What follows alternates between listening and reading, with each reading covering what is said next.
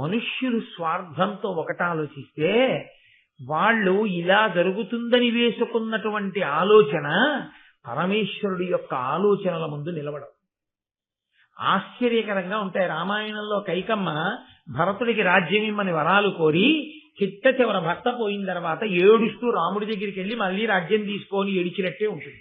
కానీ కైకమ్మ పరిస్థితి వేరు, సత్యవతీదేవి పరిస్థితి వేరు. సత్యవతీదేవి ఎన్నడూ అలా అసలు నా పిల్లలకి రాజ్యం కావాలని శంతన మహారాజును అడిగినట్టు కూడా లేదు. ఇప్పుడు విచిత్ర వీర్య మరణంతో అంతఃపురంలో ఒక ఆశ్చర్యకరమైన పరిస్థితి నెలకొంది. అసలు రాజు లేడు. ఎందుకు రాజు లేడు అంటే ఒక క్షణం కూడా సింహాసనం మీద భీష్ముడు కూర్చోడు. రాజు లేకపోతే ఏమవుతుందో తెలుసా అండి? నెలకి కురవవలసిన వానల్లో ఒక వాన ఆగిపోతుంది, ఒక వర్షం ఆగిపోతుంది. కాబట్టి సస్యములు లభించవు. అంటే కావలసినంత పంట పండదు. కావలసినంత పంట పండదు కాబట్టి దేని ధర పెరగాలో దాని ధర పెరగదు, దేని ధర పెరగకూడదో దాని ధర పెరుగుతుంది. ఎప్పుడూ పెరగకూడనిది ఏది తింటే తప్ప మనిషి బతికి నిలబడలేడో, అన్ని స్థాయిలలో ఉన్న వాళ్ళకి లభ్యము కావాలో ఆ ధర పెరగకుండా ఉంచగలగడం ప్రభుత్వం యొక్క చిత్తశుద్ధికి తార్కాణం. బియ్యం దొరకట్లేదు, ముత్యాలు దొరుకుతున్నాయి అన్నారు అనుకోండి, రెండూ తప్పే. ముత్యాలు తేరగా దొరకకూడదు. ముత్యాలు షేరు 3 రూపాయలకి, బియ్యం షేరు 300 రూపాయలకి ఇస్తున్నారు అనుకోండి, ఏదో రాజ్యంలో తేడా వచ్చేసిందని గుర్తు. ముత్యాల ధర పడిపోయింది, అది పోయింది వర్తకం, ఇప్పుడు దాని విలువ పోయింది. బియ్యం 300, ముత్యాలు తింటావా? ముత్యాల దండలు వేసుకుని తెచ్చుకోవాలి కదా ఎందుకని? కాబట్టి ఇది రాకూడదు వ్యవస్థ. ఇది రాకుండా ఉండాలి అంటే రాజు సింహాసనం మీద ఉండాలి. రాజు సింహాసనం మీద ఉంటే ఒక లక్షణం ఉంటుంది. రాజు సకల ప్రజల యొక్క అభ్యున్నతిని కోరి నిరంతరం యజ్ఞయాగాది క్రతువులు చేస్తూ ఉంటాడు. పైగా శత్రురాజులు ఎప్పుడు పొంచి ఉంటారు. శత్రురాజులు దాడి చేసి అప్పటి వరకు కూడబెట్టినటువంటి ఐశ్వర్యం అంతకు ముందు ఉన్నటువంటి రాజుల యొక్క వైభవాన్ని బట్టి ఆధారపడి ఉంటుంది. ఏదో కొత్తగా ఏర్పడిన రాజ్యం అనుకోండి, కొంత ఐశ్వర్యం ఉంటుంది. అప్పటికే మహాబలవంతుడైనటువంటి రాజు పరిపాలన చేసి ఉన్నాడు అనుకోండి, ఆయన దండయాత్రలు చేసి కూడపెట్టి తీసుకొచ్చినటువంటి నిధి నిక్షేపములు, కట్టినటువంటి భవంతులు, కొన్ని వేల సంవత్సరములుగా ఏర్పడిపోయినటువంటి వాటితో రాజధాని నగరం పరిఢవిల్లుతోందనుకోండి, దొంగలు, దోపిడీదారులు, శత్రురాజులు వీళ్ళు దోచుకోవడానికి పడుతుంది. అందుకని ఎంతమంది దోచుకుంటారో మీరు ఊహించలేరా. దోచుకోవడంలో ఒక ఉన్మాదం ఏర్పడుతుంది. అప్పుడు ఇది మనం చెయ్యవలసిన పనా అన్న యుక్తాయుక్త విచక్షణ ఉండదు. ఒక యజమాని చాలా కష్టపడి అందంగా ఒక భవంతిని నిర్మించుకున్నాడు. చక్కటి గాజువి అందమైనటువంటి భగవన్మూర్తులు నిలబెట్టి ఉంటాయి ఆ గదిలో. యజమాని లేనప్పుడు ఒక 50 మంది దొంగల ఇంట్లో ప్రవేశించారు. వాళ్ళకి అయ్యో మనం ఇప్పుడు ఈ మూర్తిని పడగొట్టడం ఏమిటని ఏమైనా ఆలోచన ఉంటుందా? ఈ గాజు మందిరాన్ని బదలగొట్టడం అంటే ఏమైనా ఉంటుందా? వాడు దోచుకునేటప్పుడు అడ్డొచ్చినవన్నీ తోసేస్తాడు. తోసేస్తే అవన్నీ వికారమైపోయి ఆ ఉన్మాదానికి సాక్ష్యాలుగా నిలబడిపోతాయి తర్వాత ఇంట్లో జరిగినటువంటి పరిణామములు. మీకు అంతవరకు ఎందుకండి? హంపి విజయనగరాన్ని కృష్ణదేవరాయల వారు పరిపాలించి తదనంతర కాలంలో రామరాయల వారు అకస్మాత్తుగా ఆ మోసపూరితమైనటువంటి యుద్ధంలో తుంగభద్రా నదికి అవతల వైపు బళ్ళకి ఆ కాగడాలు కట్టి చీకట్లో పంపించేస్తే సైన్యం వెళ్ళిపోతోందనుకుని తన సైన్యాన్ని పంపించేశాడు రామరాయలు.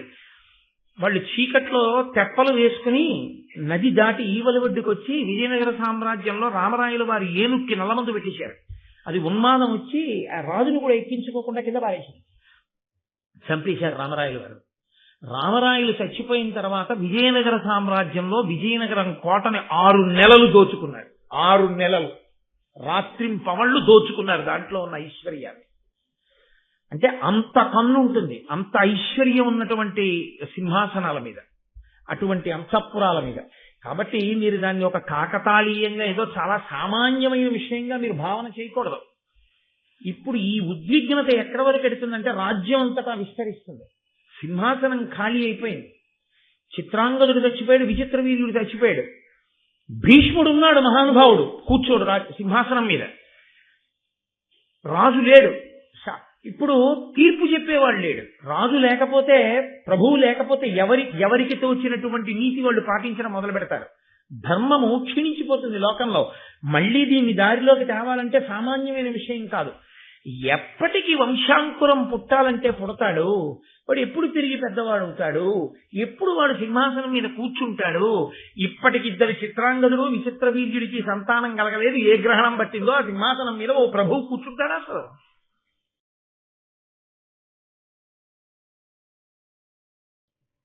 దేవవ్రతుడు తండ్రి కోరుకున్నటువంటి వనితని ఆయనకి భార్యని చేయడం కోసం భీషణమైనటువంటి ప్రతిజ్ఞ చేసినటువంటి కారణం చేత భీష్ముడు అని ఆయనని దేవతలు ఋషులు కీర్తించి పుష్పవృష్టి కురిపించి ఆయన పట్ల తమ ఆదరభావమును వెల్లడి చేస్తే తండ్రి స్వచ్ఛంద మరణాన్ని వరంగా ఇచ్చాడు. తదనంతరము సత్యవతీదేవిని మహానుభావుడు శంతన మహారాజు గారు భార్యగా స్వీకరించాడు. సత్యవతీదేవి కారణజన్మురాలు. మీకు నేను ఆ వెనక ఉన్నటువంటి వృత్తాంతాన్ని నిన్న కూడా ఆవిష్కరించాను. కారణజన్మురాలైనటువంటి సత్యవతీదేవి శంతన మహారాజు గారికి భార్య కావడం చేత ఏది సాధించగలిగింది?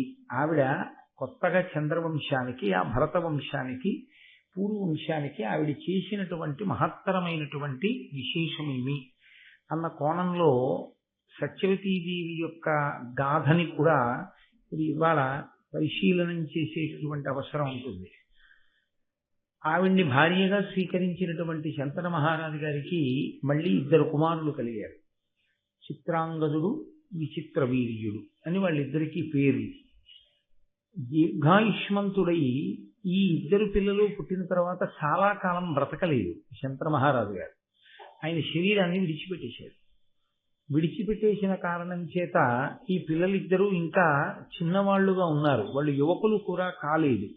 కాబట్టి యథార్థానికి అంత పెద్ద భూమండలాన్ని పరిపాలించేటటువంటి సమయంలో రాజు గతించి పిల్లలిద్దరూ ఇంకా చిన్నవాళ్లుగా ఉండడం, భీష్ముడు నేను రాజ్యాన్ని స్వీకరించను అని చెప్పడం శత్రురాజులకు మహదవకాశం.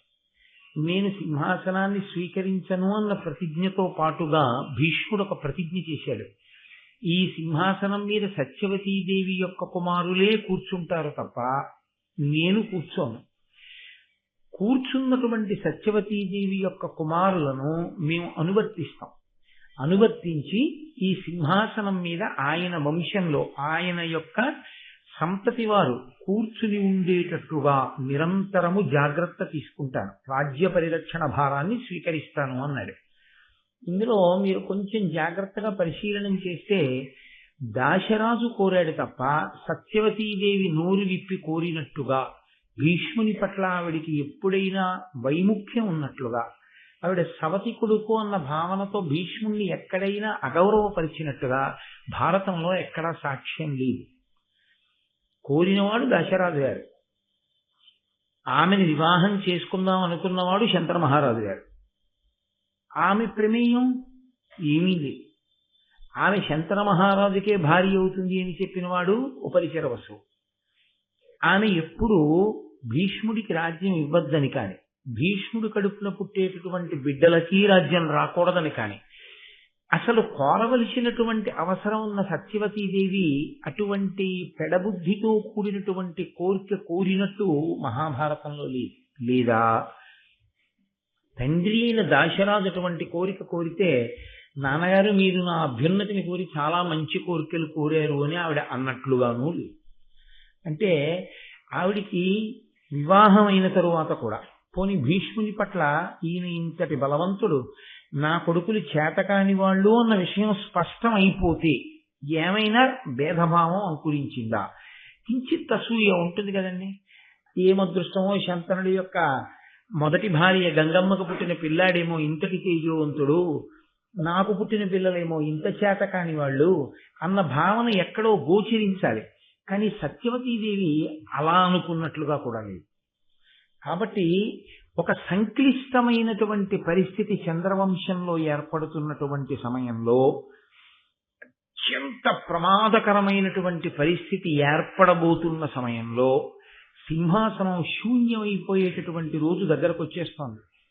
అటువంటి రోజుల్లో ఆ సమస్యని పరిష్కరించగలిగినటువంటి దృఢచిత్తముతో నిలబడగలిగిన ఏకైక వ్యక్తి సత్యవతీదేవి. ఆవిడ ఎక్కడైనా వైక్లభ్యాన్ని పొందిందో, ఆవిడ ఎక్కడైనా ధర్మాన్ని అనుసరించడంలో తత్తరపాటు పడిందో, ఇక చంద్రవంశంలో ఆ సింహాసనం మీద కూర్చోవడానికి అధికారులు లేరు. అక్కడితో అయిపోయింది. శంతన మహారాజు గారితో అయిపోయింది.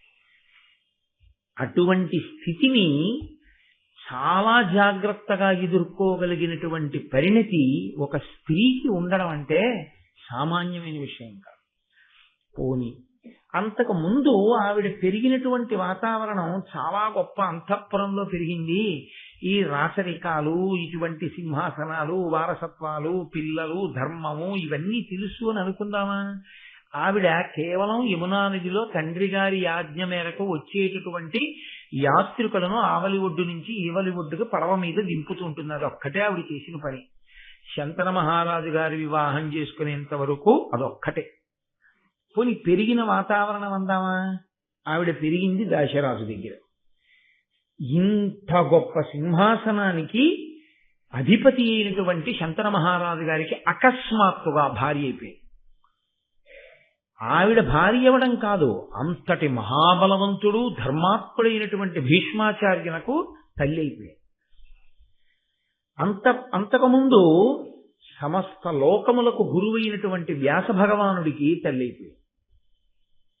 ఇన్నిటిని నిర్వహించగలిగినటువంటి ఒక గొప్ప స్త్రీమూర్తి కావాలి కాబట్టే పరమేశ్వరుడు ఉపరిచరి వసువు యొక్క వీర్యం ఆ అద్రిక చాప రూపంలో తాగి ఒక ఆడబిడ్డని ప్రసవించి ఈ స్థితిని ఎదుర్కోగలిగినటువంటి ఒక మహనీయమూర్తి సృజింపబడేటట్టుగా చేశాడు. అందుకే మహాభారతంలో చాలా తక్కువసేపు కనపడిన సత్యవతీదేవి ఆవిడ పోషించినటువంటి పాత్ర అనన్య సామాన్యం. సత్యవతీదేవిలా ధర్మాన్ని ఊంచుకుని సమస్యని పరిష్కరించుకోగలిగినటువంటి సత్తాతో ఎక్కడెక్కడ ఎలా ప్రవర్తించాలో అలా ప్రవర్తించి ఆ స్థానానికి తగినట్లు ఒదిగి నిలబడగలగడంలో అసలు చాలా చాలా చాలా కోట్ల కోట్ల కోట్ల మందిలో ఏ ఒక్కరో తప్ప అలా నిలబడగలిగినటువంటి ప్రజ్ఞాశాలులు ఉండరు. అంతటి ప్రజ్ఞ కేవలంగా ఆవిడ కారణజన్మురాలైన కారణం చేతనే ఆవిడ ఉంచుకోగలిగింది. ఇది ఆవిడ అద్రికకి పుట్టినప్పుడు మనకు అర్థం కాదు, ఏమిటి ఇలా ఉందనిపిస్తుంది. కానీ ఆవిడ అద్రికకు పుట్టి దాశరాజు దగ్గర పెరిగి వేదవ్యాసుడికి జన్మనిచ్చి కన్యాత్వం భంగపడకుండా వరాన్ని కోరి శంకర మహారాజు గారికి ఇల్లాల 2 బిడ్డల్ని కని ఆ 2 బిడ్డలు చచ్చిపోయినాడు. సత్యవతీదేవి యొక్క గొప్పతనం ఏమిటో, ఎందుకు ఎలా నిలబడగలిగిందో మనకు అర్థమవుతుంది.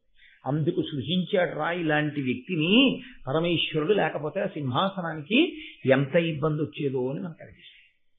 కాబట్టి శంతన మహారాజు గారికి సత్యవతీదేవి యందు 2 కుమారులు జన్మించారు, చిత్రాంగదుడు, విచిత్ర వీర్యుడు అని మీకు నేను మనవి చేశాను. భీష్ముడు చేసినటువంటి ప్రతిజ్ఞ కారణం చేత పెద్దవాడైన చిత్రాంగదుడికి అయాచితంగా సింహాసనం లభించింది. లభించడం కాదు, ఏకకాలంలో ఏమైపోయిందంటే అన్నగారు భీష్ముడు చూస్తే ధర్మానికి కట్టుబడి సింహాసనాన్ని కాపలా కాస్తున్నాడు కాబట్టి శత్రురాజులు కన్నెత్తి చూడరు. తండ్రి శంతన మహారాజు చూస్తే మహాధర్మాత్ముడు, రాజర్షి కాబట్టి అసలు బెంగలేదు. భీష్ముడికి రావలసిన రాజ్యమా అనుకోకుండా తనకు వచ్చేస్తాను. పోని తర్వాత ఏమైనా ఇబ్బందులున్నాయా? అసలు లేవు. తమ్ముడు ఏమైనా ప్రజ్ఞావంతుడా? రేపొద్దున్న తన తోడ పుట్టినవాడు సత్యవతీదేవికి ఏమైనా ప్రజ్ఞావంతుడా? అంత ప్రజ్ఞావంతుడేం కాడు విచిత్ర వీర్యుడు. కాబట్టి ఇప్పుడు చిత్రాంగదునికి ఏర్పడినంత సానుకూల పరిస్థితి పుట్టుకతో అసలు ఎవరికి ఉండదలా.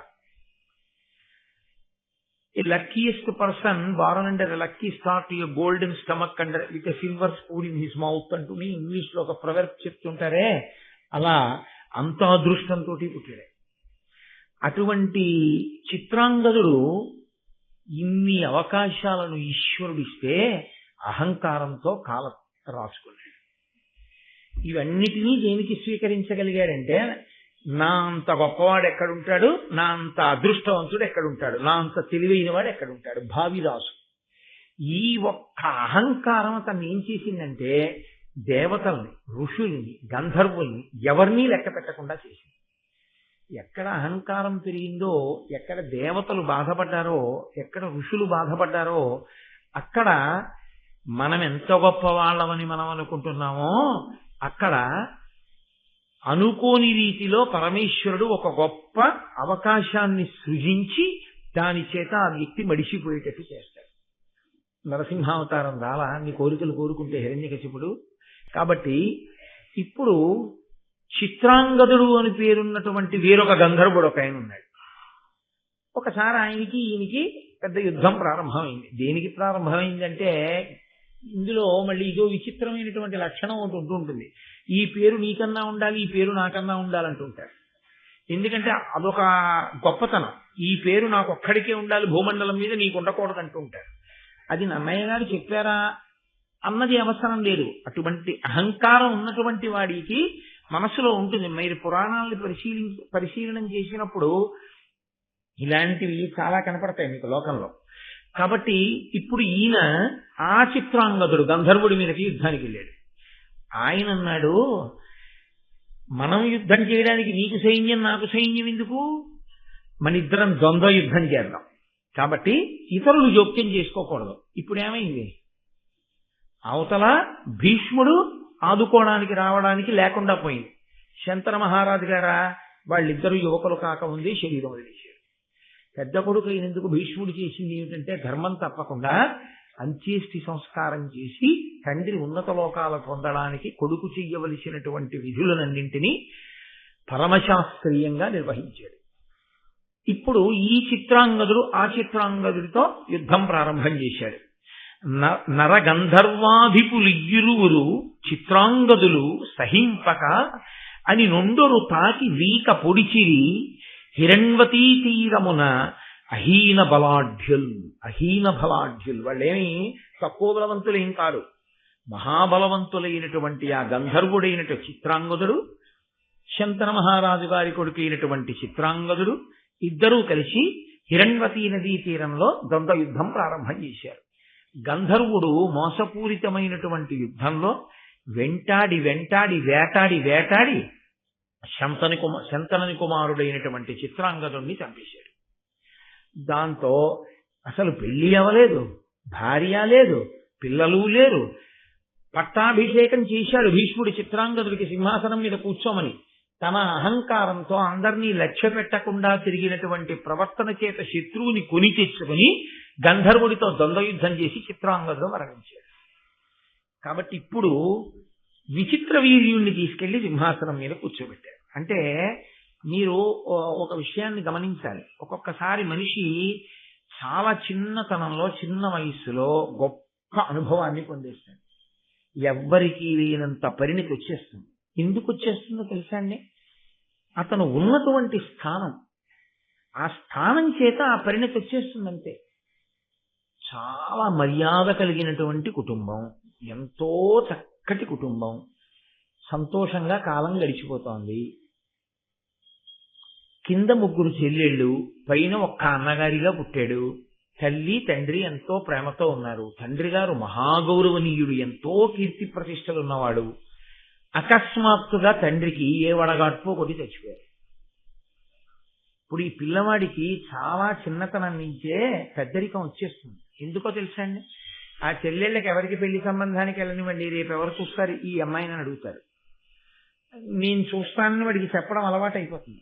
అలవాటై ఆ చెల్లెళ్ళ పెళ్లిళ్ళు చేసి, వీడికి ఇంకా పెళ్ళవదు కానీ ఆ చెల్లెళ్ళకి పెళ్లిళ్ళు చేసి వాళ్ళకి సారిచ్చి పంపించి వియ్యాల వారితో మాట్లాడి పురుటికి తీసుకొచ్చి ఆ పుట్టినటువంటి పిల్లల్ని మళ్ళీ అత్తవారింటికి పంపించి ఇలా ఇన్ని చేయడంలో వీడు పెళ్లి చేసుకోకముందే వీడికి చాలా పరిణితి వచ్చేసి అసలు వీడి పెళ్లి వేళటికి వీడికి పెద్దవాళ్ళు ఎవరో ఏమీ చెప్పక్కర్లేదు, వీడే చెప్పేస్తాడని. ఎందుకని అంటే మనిషి ఒక్కొక్కసారి అలా త్రోయబడతాడు. అది ఆ కర్తవ్యనిష్ట నుంచి తప్పుకున్న వాడికి అలా నిలబడగలిగిన ప్రజ్ఞ ఉండదు. ఆ కర్తవ్యనిష్టతో నిలబడిన వాడు ఆ పరిణితిని పొందుతాడు. మహానుభావుడు భీష్ముడు తాను కూర్చోవాలి సింహాసనం మీద, తన పెళ్లి చేసుకోవాలి, అది వదిలేశాడు. ఇప్పుడు ఆయనకి కూడా కొత్తగా ఒక విషయం తెలుస్తోంది. చిత్రాంగదుడు మరణించాడు, విచిత్ర వీర్యుడు సింహాసనం మీద ఉన్నాడు. తండ్రి ఏం చెప్పాడు? ఒక్క కొడుకు కాడురా అని చెప్పాడు. ఇప్పుడు విచిత్ర వీర్యుడికి కాని ఏదైనా జరగరానిది జరిగిందో అంటే సింహాసనానికి చాలా సంక్లిష్ట స్థితి ఏర్పడిపోయినట్టు లెక్క. అది జరగకూడదు. చిత్రాంగదుల్లా ఇతను ఎవరి మీదకి యుద్ధాలకు వెళ్ళడమో, యుద్ధాలకు అన్నది ఒకటి పిలవాలి ఏమిటి, క్షత్రియులకి తప్పదు, వెళ్ళవలసి ఉంటుంది యుద్ధానికి. ఏ ప్రమాదమో పొటమరించకముందే విచిత్ర వీర్యుడికి వివాహం జరిగి విచిత్ర వీర్యుడికి బిడ్డలు కలగాలి. ఆయన అంత పెద్ద ప్రజ్ఞాశాలని కాని, అంత గొప్ప చరిత్ర ఉన్నవాడని కాని ఎక్కడా లేదు మహాభారతంలో. కాబట్టి ఇప్పుడు ఈ చేతకాని వాడికి పిల్లని కూడా ఎవరు ఇవ్వరు, తనే తీసుకురావాలి పిల్లని కూడా. తన పరాక్రమాన్ని, తన శౌర్యాన్ని, తన తేజస్సును అడ్డుపెట్టి పిల్లని తెచ్చి వీడికి ఇచ్చి పెళ్లి చేస్తే కనీసం వీడు సంతానాన్ని కంటే వాళ్ళని సింహాసనం మీద కూర్చోబెట్టాడు. అంటే మీరు ఇదే భీష్ముడిని జీవితాంతం వెంటాడింది. తరువాతి కాలంలో భీష్మాచార్యుల వారి ఆలోచనల్ని విచిత్ర వీర్యుడిని కూర్చోపెట్టడం సింహాసనం మీద అన్న పరిస్థితి దగ్గర నుంచి, చిత్రాంగదుడు చచ్చిపోవడం అన్న దగ్గర నుంచి భీష్ముడి ఆలోచనలన్నీ ఇంకొకలా ఉంటాయి. ఇవి ఎలా ఉంటాయి? వంశకర్తగా నిలబడినటువంటి ఆ మహానుభావుడు, అంటే ఆ వంశాన్ని పెంచాలన్న తాపత్రయంలో నిలబడిన వాడిగా ఆయన వాళ్ళకి భార్యల్ని తెచ్చేటప్పుడు ఎప్పుడు ఏ కోణంలో ఆలోచించి భార్యల్ని తీసుకొచ్చాడు అన్నది ఇదిగో ఈ సంఘటనే భీష్ముడి మనసు మీద ముద్రపడింది. అందుకే వ్యాసుడు భారత రచన చేస్తూ ఒక మాట అంటారు, అసలు లోకంలో ఉన్నటువంటి ఏ పరిస్థితిని, ఏ సందర్భాన్ని మహాభారతంలో నేను విడిచిపెట్టలేదు. మహాభారతంలో చెప్పినటువంటి ఏ పరిస్థితి, ఏ సందర్భం లోకంలో రానిది కాదు. కాబట్టే మహాభారతం అంత పరిణితినిస్తుంది. ఏ స్థితిలో ఉన్న వాళ్ళకైనా స్థితిలో ఆలోచించగలిగినటువంటి నేర్పరితనాన్ని ఇస్తుంది. కాబట్టి ఇప్పుడు ఆయన పిల్లని తేవాలి. పిల్లని తేవడం అంటే యోగ్యమైనటువంటి పిల్ల కావాలి. ఎక్కడున్నది అని ఆలోచించాడు. కాశీరాజు గారు స్వయంవరం ప్రకటించాడు. ఆయనకి 3 కుమార్తెలు, అంబా, అంబిక, అంబాలిక. ఇప్పుడు ఈ అంబా, అంబిక, అంబాలిక 3 సౌందర్య రాసులు, 3 యోగ్యమైనటువంటి కుటుంబమునందు జన్మించిన వారు. కాబట్టి అన్ని విధాలా తన తమ్ముడికి తగినటువంటి భార్యలు. ఇది భీష్ముడి దృష్టికోణం. అటువంటి భార్యలు నాకుండాలని చెప్పి స్వయంవరంలో వాళ్ళు తన మెడలో దండ వేసేటట్టుగా ఉండవలసినంత ప్రతిభ విచిత్ర వీర్యుడికి ఉందా అంటే చెప్పడం కష్టం. కష్టమేమీ లేదని చెప్పవలసి ఉంటుంది. కాబట్టే అసలు స్వయంవరానికి వెళ్ళనే లేదు విచిత్ర వీర్యుడు. ఎవరెళ్ళారు? భీష్ముడు వెళ్ళాడు.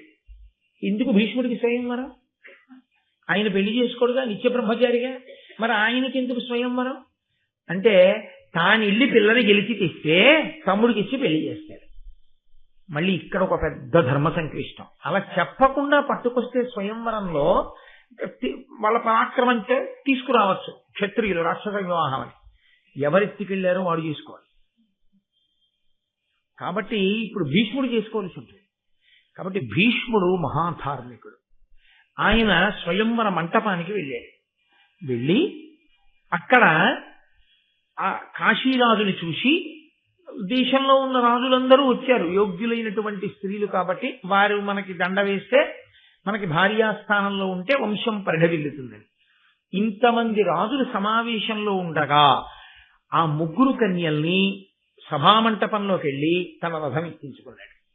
ఎక్కించుకుని కాశీరాజు వంక చూసి సభామధ్యంలో ఒక మాట చెప్పాడు.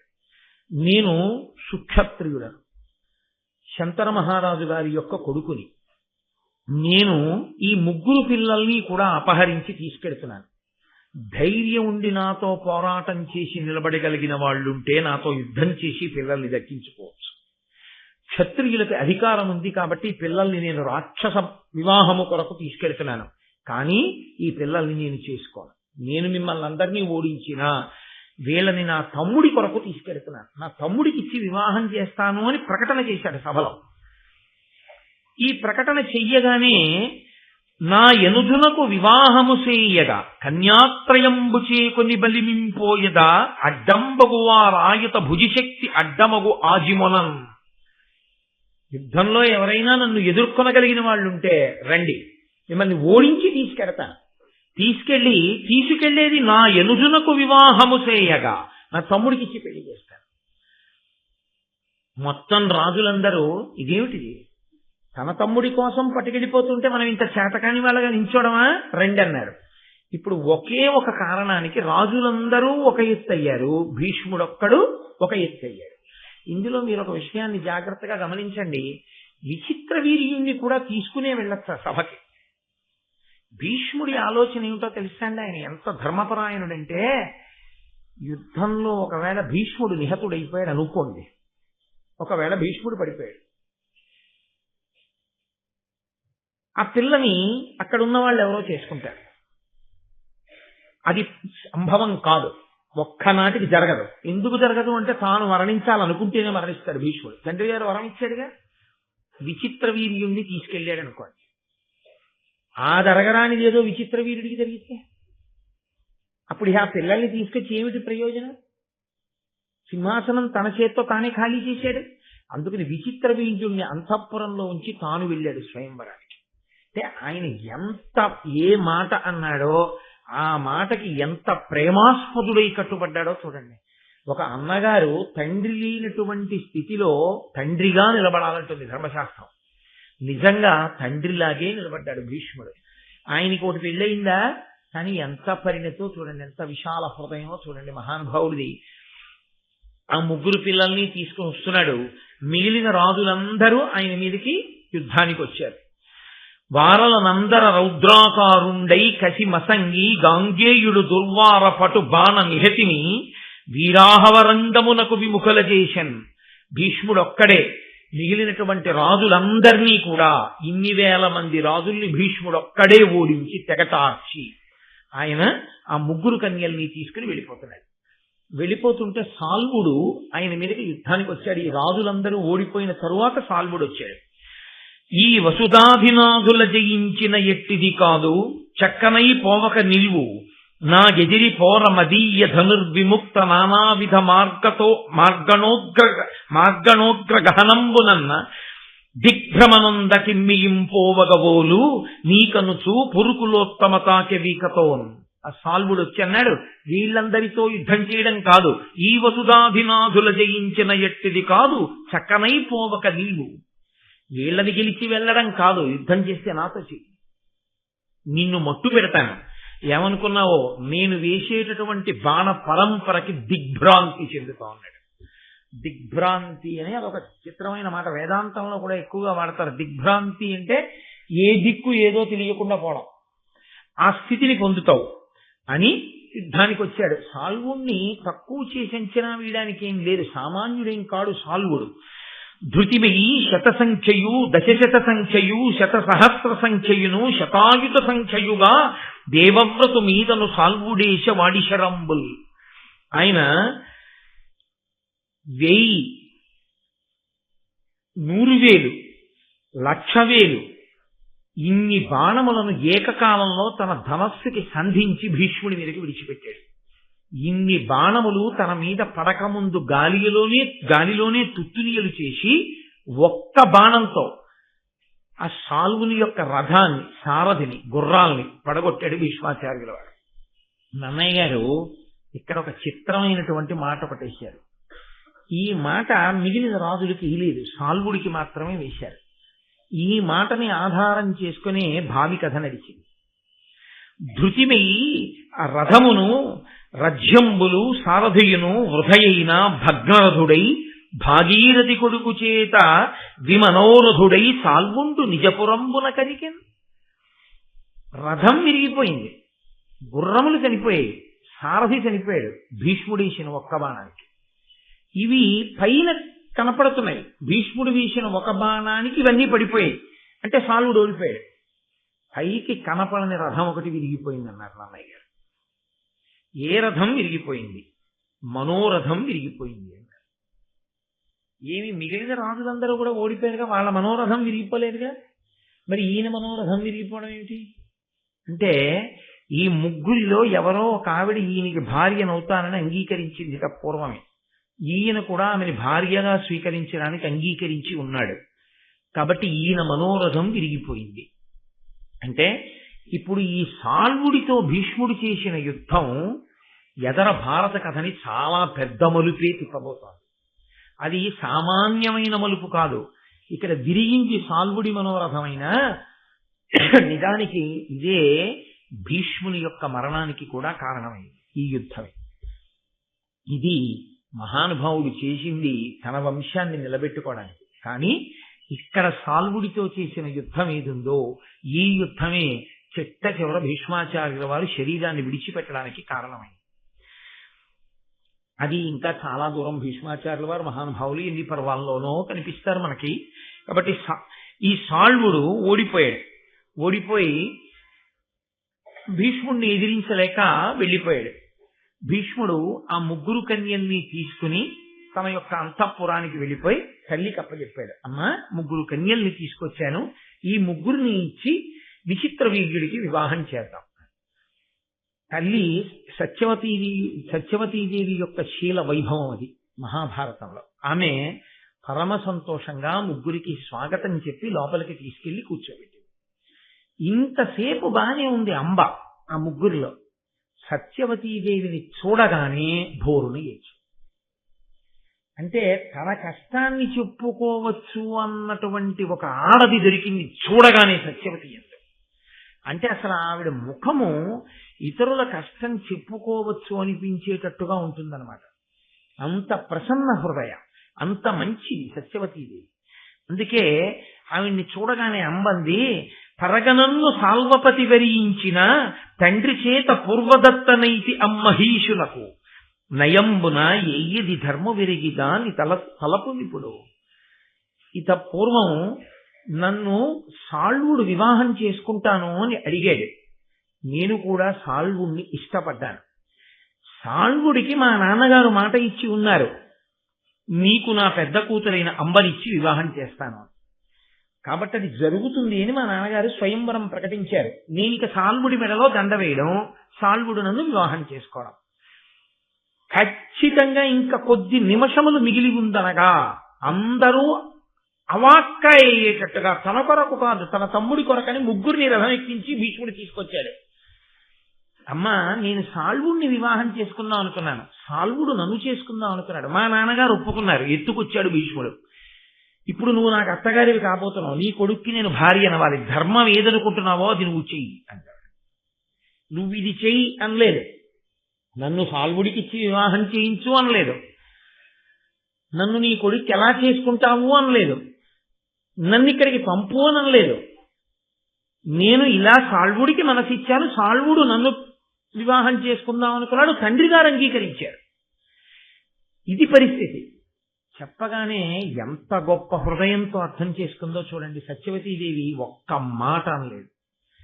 భీష్ముడి విని నొచ్చుకున్నాడు. అరే రే, నాకు ఈ విషయం ముందు తెలియదు, తెలిసి ఉంటే నేను నిన్ను తీసుకుని వచ్చేదానను వచ్చేవాడిని కానీ కాదు, నిన్ను సాల్వునకే ఇచ్చి వివాహం చేసి ఉండేవాడిని. పొరపాటు జరిగింది, అయినా ఇబ్బంది లేదు, నువ్వు కొంచెం ముందు చెప్పడం మంచిదైంది. ఇప్పుడు నా తమ్ముడు విచిత్ర వీర్యుడికి నిన్ను ఇచ్చి వివాహం చెయ్యను, ఎందుకంటే నీ మనసు లేదు, నీ మనసు సాల్వుని ఎందుంది. కాబట్టి కొంతమంది బ్రాహ్మణుల్ని సహాయంగా ఇచ్చి రథంలో నిన్ను సాల్వుడి దగ్గరికి పంపించేస్తాను, నువ్వు సాల్వుణ్ణి స్వీకరించవచ్చు అని వెంటనే బ్రాహ్మణుల్ని పిలిచి రథం ఎక్కించి అంబని సగౌరవంగా సత్యవతీదేవి భీష్మాచార్యుడు ఇద్దరూ కలిపి పంపించేశారు. నీకు ఇందులో ఒక విషయం అర్థమవుతుంది. సత్యవతీదేవి తన కుమారుడైన విచిత్ర వీర్యుణ్ణి సంప్రదించడం కన్నా భీష్ముణ్ణే సంప్రదిస్తుంది నిర్ణయం చేసుకునే. ఏరా, నీ కోసం తీసుకొచ్చాడు అన్నయ్య, ఈవిడేమో ఇంకోళ్ళకి మనసిచ్చానంటోంది, పంపించేనా నువ్వు చేసేసుకుంటావా అని కూడా అడగచ్చు సత్యవతి. అంతఃపురంలో ఏం జరిగిందో ఎవరికి తెలుస్తుందండి, త్రికాలవీరి వ్యాసుడు రాశాడు కాబట్టి. కానీ ఆవిడ ఆ విషయంలో విచిత్ర వీర్యుడికి స్వేచ్ఛ ఇవ్వలేదు. ధర్మ నిర్ణయంలో భీష్ముడు చెప్పిన మాట. అందుకే ఆవిడ భీష్ముడిని అడుగుతుంటుంది. అడిగి అంటే సత్యవతీదేవి యొక్క శీల వైభవాన్ని చూడండి. ఆ సమయంలో ఆ అంతఃపురంలో వస్తున్నటువంటి వైక్లభ్యాల్ని తట్టుకోగలిగినటువంటి తనంత తాను ధర్మనిష్ట కలిగినటువంటి ఒక గొప్ప వనిత ఆ ఇంటి కోడలుగా నిలబడాలి అక్కడ. శంతన మహారాజు గారి భార్యగా. శంతనుడు లేకపోవచ్చు. రాబోయే సంక్లిష్ట పరిస్థితిని ధార్మిక దృష్టితో తట్టుకోగలిగిన స్త్రీ ఉండాలి అక్కడ. కాబట్టి ఇప్పుడు ఆ అంబని రథం ఎక్కించారు, బ్రాహ్మణులకు ఇచ్చారు, పంపించేశారు. అంబిక, అంబాలిక ఇద్దరు స్త్రీలు మిగిలారు. ఈ ఇద్దరు రాసకన్యల్ని ఇచ్చి విచిత్ర వీర్యునకు వివాహం చేశారు. ఇప్పుడు తన ప్రమేయం లేకుండా, తానేమీ కష్టపడవలసిన అవసరం లేకుండా చక్కగా ఇద్దరు భార్యలు అమరారు.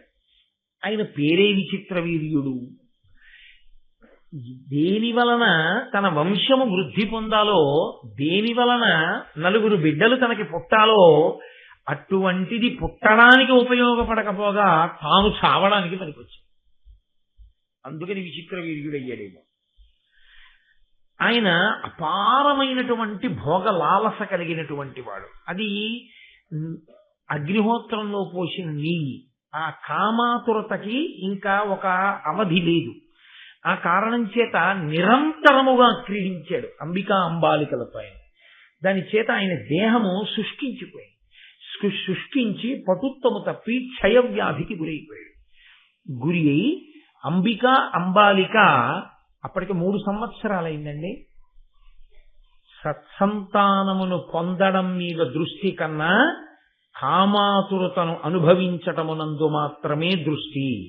వివాహము దేని కొరకు చేయబడిందో విస్మరించి సంతానమును పొందడం వాయిదా వేసుకుని కామతృష్ణని అనుభవించడమే ప్రయోజనంగా బ్రతికినటువంటి బ్రతుకు ఎంత ప్రమాదాన్ని తెచ్చిందో చూపిస్తున్నటువంటి ఘట్టం మహాభారతమునందు అంతర్భాగం.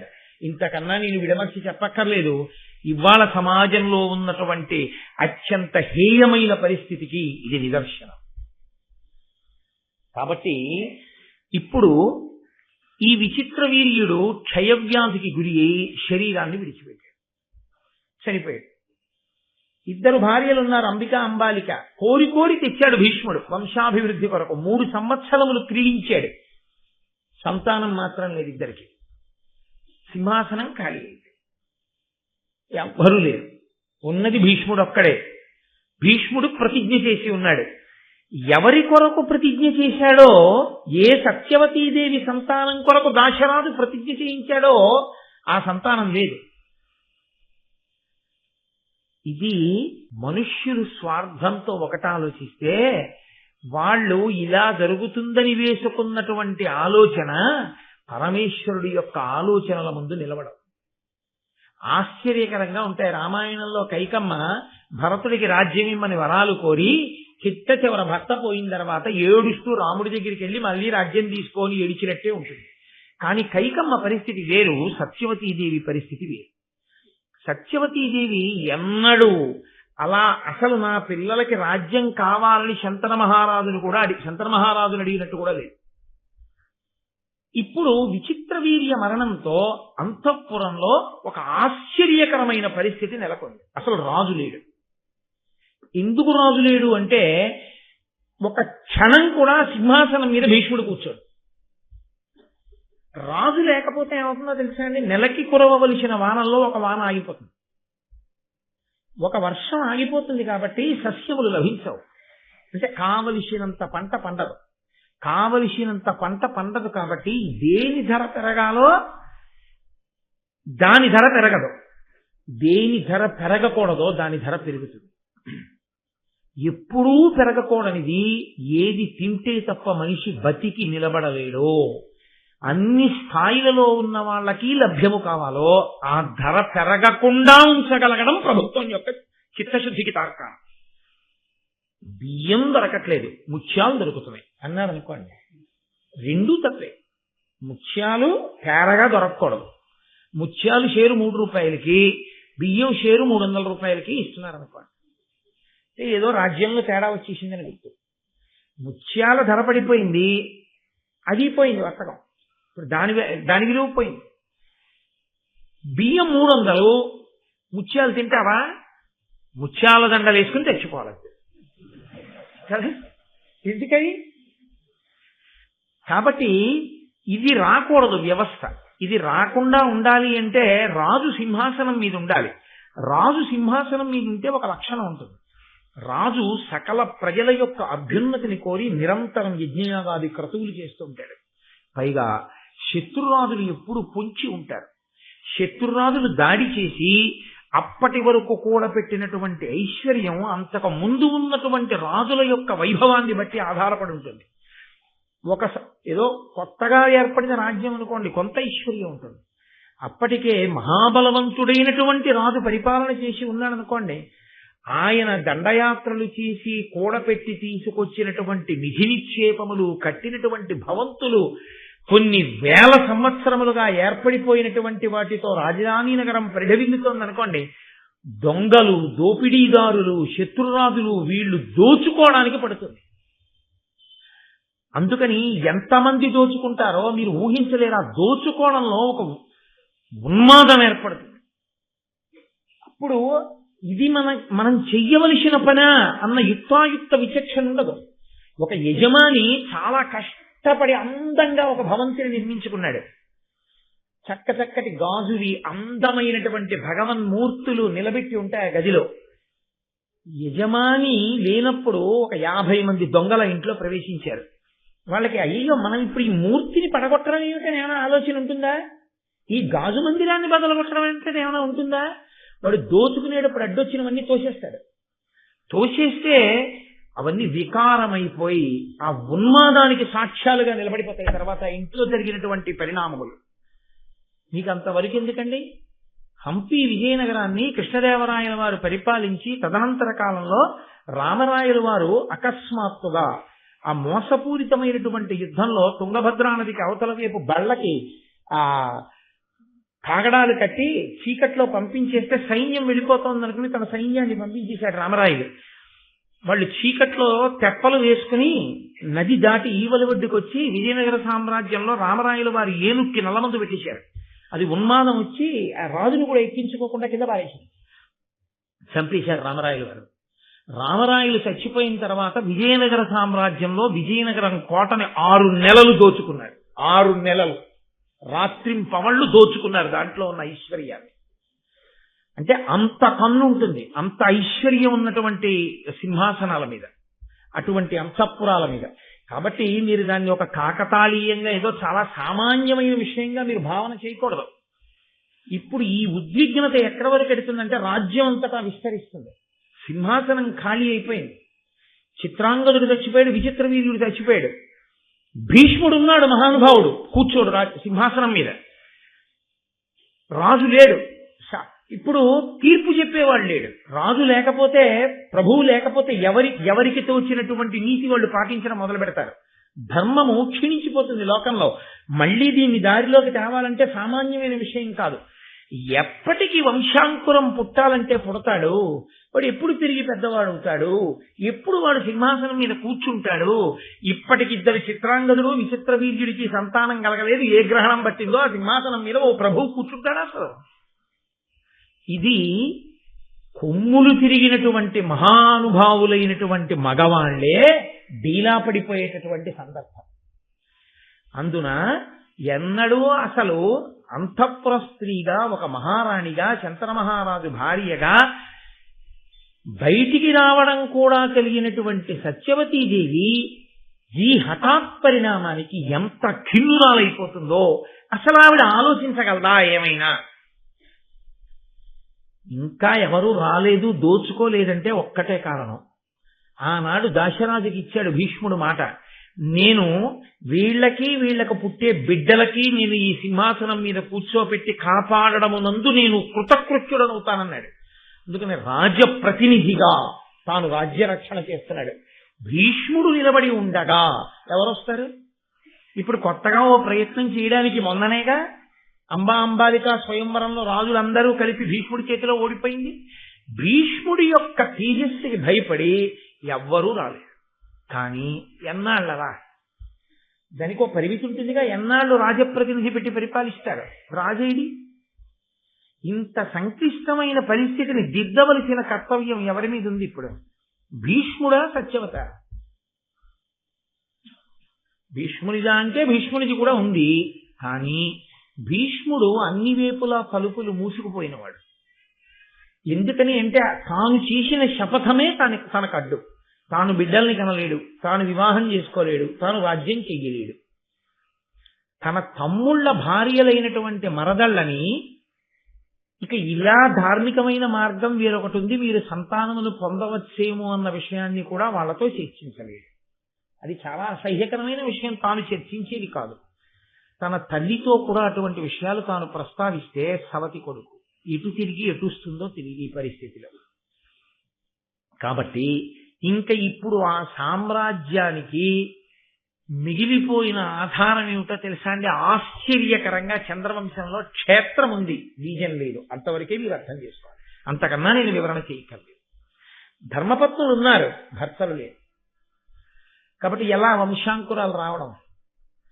మానవ సహజమైనటువంటి స్థితిలో మనుష్య సంతానంగా ఉండాలి అంటే స్త్రీ పురుష సంయోగం చేత మాత్రమే జన్మించాలి. భర్తలు లేరు. ఇది భీష్ముడు ఎలా మాట్లాడే సందర్భం. ఇక్కడ చొరవ తీసుకుని మాట్లాడగలిగినటువంటి ప్రజ్ఞ, ఆ పెద్దరికం, తల్లిగా ఏ విషయాన్నైనా సంప్రదించడానికి అధికారము కలిగిన యోగ్యత, దీన్ని ధార్మిక కోణంలో విచారణ చెయ్యగలిగినటువంటి స్థితి ఒక్క సత్యవతీదేవి. ఇప్పుడు ఆవిడ భీష్ముణ్ణి పిలిచి 2 రకాలుగా సంప్రదించవచ్చు. ఒకటి, నా కోడళ్ళున్నారు, నా కొడుకులు లేరు. ఇప్పుడు నా కోడళ్ళకి ఇంకొక రకమైన ధర్మ మార్గం ఏమైనా ఉంటుందా వంశం నిలబడడానికి అని అడగడం ఒక ఎత్తు. నీవు పెళ్లి చేసుకోనాన్నా, నువ్వు పెళ్లి చేసుకుని నువ్వు సంతానమును పొంది నువ్వు రాజ్యంలో సింహాసనం మీద కూర్చుండిపో, సింహాసనం నువ్వు తీసుకుని నువ్వు పెళ్లి చేసుకుని సంతానాన్ని కని సింహాసనాన్ని ఇచ్చి అని చెప్పడం ఒక పద్ధతి. సత్యవతీదేవి పూర్తి స్వార్థం ఉన్నదైతే రెండవ ప్రతిపాదన ముందు తీసుకురావాలి. తన కోణళ్ళకి బిడ్డలు పొందే అవకాశం ఏమైనా ఉందా, ఇది విచారణ చేయాలి. ఆవిడ నిస్వార్థపరురాలైతే భీష్ముణ్ణి పిలిచి విశాల హృదయంతో, నువ్వు మీ నాన్నగారి కొరకు శపథం చేశావు, ఆ తండ్రి గారు వెళ్ళిపోయారు, ఇప్పుడు శంతన మహారాజు ఊహించని స్థితి వచ్చింది, ఇప్పుడు నువ్వు భీష్మించడంలో అర్థం లేదు. కాబట్టి నువ్వే ఇక సింహాసనం మీద కూర్చుని వివాహం చేసుకుని నీ పుత్రులకు సింహాసనవి, నువ్వు నా కొడుకువే. కాబట్టి నేను అది చూసి సంతోషిస్తాను తప్ప సింహాసనం ఖాళీగా ఉండిపోయింది అన్న అమర్యాద రాకుండా చూడు. రాజు లేడు, రాజపత్ని ఉంది. కొడుకులు లేరు, రాజమాత ఉంది. కొడుకున్నాడు, సింహాసనం మీద కూర్చోడు. అప్రతిష్ట నాకొచ్చింది కాబట్టి నువ్వు కూర్చో అని చెప్పవలసిన కర్తవ్యంలో సత్యవతీదేవి ముందు భీష్ముణ్ణి కూర్చోమంటుందా, తన కోడళ్ళకి సంతానం కలిగే మార్గం ఏమైనా ఉందా అని అడుగుతుందా? ఈ రెండిటిలో ఏది ముందు మాట్లాడుతుందన్న దాన్ని బట్టి సత్యవతీదేవి శీలం ఆవిష్కరింపబడుతుంది. ఆవిడ స్వచ్ఛత, ఆవిడ విశాల హృదయం అక్కడ తెలుస్తుంది. కాబట్టి ఒక హేయమైన విషయాన్ని చూసినట్టుగా దయచేసి మీరు ఈ ప్రత్యేక సందర్భాన్ని చూడకూడదు. ఎంత సంక్లిష్టమైన స్థితి ఏర్పడిందో, ఉన్న వ్యక్తులు ధర్మాన్ని పట్టుకోవడానికి ఎలా ప్రయత్నిస్తున్నారో మీరు చూడాలి. అంబాలిక ఏ మాట మాట్లాడలేదు, వారి దుఃఖంతో వారు ఉన్నారు. కాబట్టి ఇప్పుడు ఆ మహాతల్లి పిలిచి భీష్ముణ్ణి దగ్గర కూర్చోబెట్టుకుంది. ఆవిడ సంప్రదించాలంటే మంత్రుల్ని కూడా సంప్రదించవచ్చు, భీష్ముణ్ణి పక్కన పెట్టి. ఎందుకో తెలుసా అండి, ఏమో భీష్ముణ్ణి అడిగితే అసలు ఇంకొక ధర్మ మార్గం కూడా ఏమైనా ఉందన్నది చెప్పడేమో, చెప్పకుండా తానే సింహాసనం మీద కూర్చునే మార్గం చూసుకుంటాడేమో. అందుకని భీష్ముణ్ణి అడగకుండా ముందు మంత్రుల్ని, పురోహితుల్ని, కుల పెద్దల్ని అడుగుదాం అని కూడా ఆలోచించవచ్చు కదండి. అంతవరకు ఎందుకండి, నేను ఒక్క మాట అంటాను, మీరు కొంచెం విశాల హృదయంతో స్వీకరించండి. ఒక ఆవిడుంది, వివాహం అయింది, కడుపున బిడ్డలు పుట్టలేదు, బావగారుల అందరూ మరణించారు, మరుదులు మరణించారు, అకస్మాత్తుగా భర్త చనిపోయాడు. ఇప్పుడు ఆవిడ ప్రేతానికి ఎవరు సంస్కారం చెయ్యాలి అని అనుమానం వచ్చింది అనుకోండి. వెంటనే ఏ అన్నదమ్ముడి వరుస వాళ్ళో ఎవరో పక్కింటి వాళ్ళు అక్కడ ఉంటే చేసేస్తారా? ఎవరినైనా పిలిచి అసలు ఎవరండి ఈవిడికి ఎవరున్నారు, వాళ్ళు చెయ్యొచ్చా, లేకపోతే వాళ్ళకి ఒకసారి ఫోన్ చేయమని విచారణ చేస్తారా? విచారణ చేస్తారు.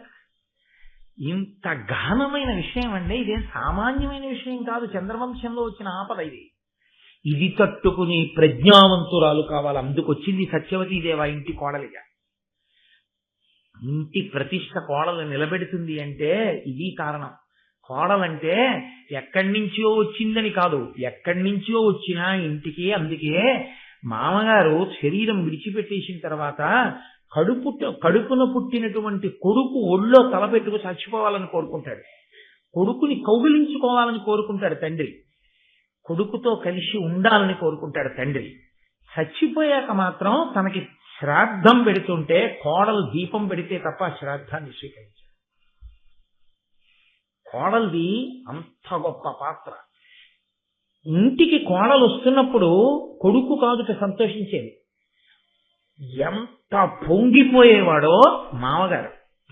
అందుకే ఆడదాని జీవితంలో చాలా పెద్ద కష్టం, పూడ్చలేనంత నష్టం జరిగిందని ఎప్పుడంటారంటే ఆడపిల్ల తండ్రి చచ్చిపోయినప్పుడు కాదు, ఆడపిల్ల మామగారు చనిపోయినప్పుడు. ఆడపిల్ల తండ్రి వెంటనే రెండో స్థానంలోకి దిగిపోతాడు. తన కూతురు అని ఆలోచించవలసిన అవసరాన్ని ఆ పిల్ల మామగారు ఇవ్వడు. అసలు ఎందుకు ఆలోచించడో తెలుసా అండి? నా కూతురుని మాత్రమే ఈయన ఆలోచించగలడు. నా కూతురు కాకపోయినా ఎక్కడో పుట్టినా నా ఇంటికి కోడలిగా వచ్చింది, నా కొడుకు చెయ్యి పట్టింది, నా కొడుక్కి సంతానాన్ని కంది, నా ఇంటి పేరుతో నా వంశాన్ని ఉద్ధరించింది. పిచ్చి తల్లి ఎక్కడి నుంచో వచ్చింది. ఆ అమ్మాయి నా ఇంట సుఖపడకపోతే, నా ఇంట ఆ అమ్మాయి సంతోషించకపోతే కాల్సనా నా పెద్దరికం దేనికి? మా మామగారు ఉన్నాడు ధర్మాత్ముడు మహానుభావుడు, మా మామగారిని కోడలు సంతోషించకపోతే నేను ఉండి ఏం ప్రయోజనం అనుకుంటాట మామగారు. అందుకే కూతురు సంతోషించడం కన్నా కోడలు సంతోషించేటట్టుగా ప్రవర్తించేవాడు ఎవరంటే మామగారే. అది సహజంగా మామగారి ఎందు ఉంటుంది అంటారు. నాకు ఇన్నాళ్ళు ఉపన్యాసమే చెప్పాను, ఇప్పుడిప్పుడు నిజమేనని నాకు అనిపిస్తోంది. అసలు కోడలు రాకముందే అంటే నాకు బాగా అర్థం అవుతోంది. నిజంగా కోడలే వస్తే నెత్తి మీద ఎంత పెట్టుకుని ఊరేగిస్తానన్న విషయంలో నాకు ఇప్పుడు అర్థం అవుతోంది. అయ్యో పిచ్చి తల్లి ఎక్కడి నుంచో వస్తున్న అమ్మాయి ఇంత సంతోషించాలి, ఇంత సుఖపడాలి, ఆ అమ్మాయి నా వంశాన్ని ఉద్ధరించేటటువంటి పిల్ల, ఎంత సంతోషించాలో నా ఇంటికి వచ్చని ఆలోచన ఇంకా రాకముందే చేస్తున్నానంటే ఏ మామగారైనా అలా ఆలోచిస్తాడనే నేను నమ్ముతున్నాను. కాబట్టి ఆవిడ బ్రాహ్మణుల్ని మంత్రుల్ని కుల పెద్దల్ని సంప్రదించలేదు. ఇది సత్యవతీదేవి యొక్క శీల వైభవాన్ని మీరు గుర్తించాలి. కేవలం కథాపరంగా చదవడం కాదు, మీరు ఆ నాటకీయతని, ఆ సందర్భాన్ని మీరు ఉద్విగ్నతతో ఆ పద్యం చదువుతున్నప్పుడు అందులో ప్రవేశించి చూడాలి ఆ పాత్రని. మీరు అంతఃపురంలో కూర్చి వింటున్నట్లుగా మీరు భారతం చదివితేనే పాత్రల యొక్క వైశిష్ట్యం, ఆ వ్యక్తుల యొక్క వైశిష్ట్యం మీకు అవగతం అవుతుంది. కాబట్టి ఇప్పుడు ఆవిడ భీష్ముణ్ణి పిలిచింది, నాయన నువ్వు ఒక ఉపకారం చెయ్యాలి. పరగణంలో సాల్వపతి వరించిన ఆ శంతను సంతానంబును సంతత కీర్తియును పిండ సత్కృతియును అత్యంత మహీభారమును పరంతప నీయంద చిరతరంబై నిలిచెన్. ఆవిడంది భీష్ముడే ఉత్తరాధికారి నిర్ణయం చేసేసింది. ఆవిడ ఇంకేం అడగలేదు భీష్ముడిని, తల్లిగా ఆవిడ నిర్ణయం చేసింది. ఇది ఆవిడ విశాల హృదయం. కాబట్టి ఆవిడ రెండో ప్రతిపాదన తీసుకోవాలి, మొదటి ప్రతిపాదన తీసుకుని శంతన సంతానంబును, శంతన మహారాజు గారి యొక్క సంతానం పరిఢవిల్లాలి, ఆ వంశం నిలబడాలి. సంతత కీర్తియును, ఎప్పుడూ ఆ వంశము కీర్తి గణించినదై ఉండాలి. అంటే ఇందులో అంతర్లీనంగా ఓ మాట ఉంది, నేను కన్నాను 2 కొడుకుల్ని, పనికి మారిన వాళ్ళు, నీ కడుపున పుట్టాలి మంచి కొడుకు. ఇప్పుడు నువ్వెంత మంచి కొడుకువో అంత మంచి కొడుకు పుట్టాలి. కాబట్టి సంతత కీర్తియును పిండ సత్కృతియును, కేవలం ఇక్కడ ఈ లోకంలో కొడుకు చేత సంతోషాన్ని పొందడం కాదు, శరీరం పడిపోయిన తర్వాత కూడా ఏడాదికొక్కసారి నాన్నగారిని తలుచుకుని తద్దినం పెట్టేవాడై ఉండాలి కొడుకు. అయ్యో మా నాన్నగారు ఇంతటి మహానుభావుడు, ఇంతటి కీర్తి వహించాడు. ఏ కీర్తి లేకపోవచ్చు, తండ్రే కదండి. చనిపోయాడు, ఫలానా తిథి నాడు పడిపోయింది శరీరం, కాబట్టి ఆ రోజున మనం శ్రాద్ధం పెడదామని గుర్తు పెట్టుకునేవాడై ఉండాలి. మహాభావ, శంతనుడు చనిపోతే శ్రాద్ధ కర్మలు చేశావు, ప్రతి ఏడాది చేస్తున్నావు. కాబట్టి వంశంలో ఇలా తండ్రిని గుర్తుపెట్టుకుని తాతని గుర్తుపెట్టుకుని తద్దినం పెట్టేటటువంటి శ్రద్ధాళువులైన వాళ్ళు పుట్టాలి. కాబట్టి అత్యంత మహీభారమును, ఇంత పెద్ద సామ్రాజ్య భారాన్ని వహించగలిగినటువంటి మహాతేజోమూర్తి కావాలి. పరంతప శత్రువులను తపింపచెయ్యగలిగిన వాడా, నియంత చిరతరంబై నిలచెన్, నీ వలన మాత్రమే సాధ్యమవుతుంది. ఇప్పుడు ఈ కర్తవ్యాన్ని నువ్వు మాత్రమే తలకెత్తుకోగలిగినటువంటి వాడివి. కాబట్టి ఇప్పుడు ఆవిడ భీష్ముడికి అనుమతిస్తోంది, నువ్వు సింహాసనం మీద కూర్చో, నువ్వు సంతానాన్ని కను, ఎడతెగక జరగవలసినవి చెప్తోంది ఆవిడ. కాబట్టి నువ్వు చెయ్యవలసి ఉంటుంది అని జననుత సర్వధర్మములు సర్వజగత్ పరివర్తన క్రమంబును మరి సర్వవంశములు పుట్టిన మార్గము నీవ నిక్కవుంబనగా ఎరుంగు. ఉన్నత గుణాఢ్యుడవున్ భరతాన్వయావలంబనుడవు నీవా, నీ ఒక్కడ పంచద చేయుమో మత్ప్రియంబుగన్. భీష్ముడా, నేను నిన్ను కోరిక కోరుతున్నాను, నువ్వు తీర్చాలి. జననుత, నువ్వు జనుల చేత కీర్తింపబడిన వాడివి. సర్వధర్మములు, నీకు తెలియనటువంటి ధర్మం ఇది లేదు, నీకు అన్ని ధర్మాలు తెలుసు. ఈ మాటను అడ్డుపెట్టాడు భీష్ముడు. ఎదరా తాను తన శపథంలో నిలబడినప్పుడు మార్గాన్ని చూపించడం ఆయన యొక్క గొప్పతనం. నేను ఇది చేయనండి, మీరేం చేసుకుంటారో చేసుకోండి అని కొడుకనొచ్చు. నాన్నగారు ఇలా వద్దు, అలా చేద్దాం అని కొడుకనొచ్చు. ఇలా వద్దు నాన్నగారండి, అలా చేద్దామన్నవాడు తండ్రి బాధ్యతని పంచుకున్న కొడుకు. ఇలా వీల్లేదండి, మీరు ఎలా చేసుకుంటారో నాకు అనవసరం అన్నవాడు తండ్రిని ఆయుద్ధాన్ని తగ్గించి చంపేసే ప్రయత్నం చేస్తున్న కొడుకు కదండి. నేను ఒకానొకప్పుడు post graduate diploma in industrial relations personal management చేస్తున్న రోజుల్లో ఒక మహానుభావుడు ఒక ఆయన ఉపన్యాసం చెప్తూ, లెక్చర్ చెప్తూ చాలా అద్భుతమైన మాట ఒకటి అన్నారు. నా దగ్గరికి ట్రేడ్ యూనియన్ లీడర్స్ వచ్చి మాట్లాడుతున్నప్పుడు కేవలం వాళ్ళ కోరికలు చెప్తే నేను ఒప్పుకోను. ఎందుకని అంటే వాళ్ళు సంస్థల అంతర్భాగం. సంస్థ పరిస్థితి చెప్పి దీంట్లో ఎన్ని కోరికలు తీర్చుకుంటే సంస్థ నిలబడుతుందో మీరు చెప్పండి అని చెప్తూ ఉంటారు. ఎందుకని అంటే అందులో వాళ్ళ అంతర్భాగం, వాళ్ళు పరిష్కారం కూడా వాళ్ళు చెప్పాలి, కోరికలు ఒక్కటే చెప్పడానికి రాకూడదు. కాబట్టి వాళ్ళు కూడా అంతర్భాగం. కాబట్టి వాళ్ళు నాకు ప్రశ్న ఇవ్వడం, నేను పరిష్కారం చెప్పడం కాదు, నేను వాళ్ళని సమస్య ఇచ్చి పరిష్కారం చెప్పండి అని అడుగుతుంటాను విశాల హృదయంతో అన్నాడు ఆయన.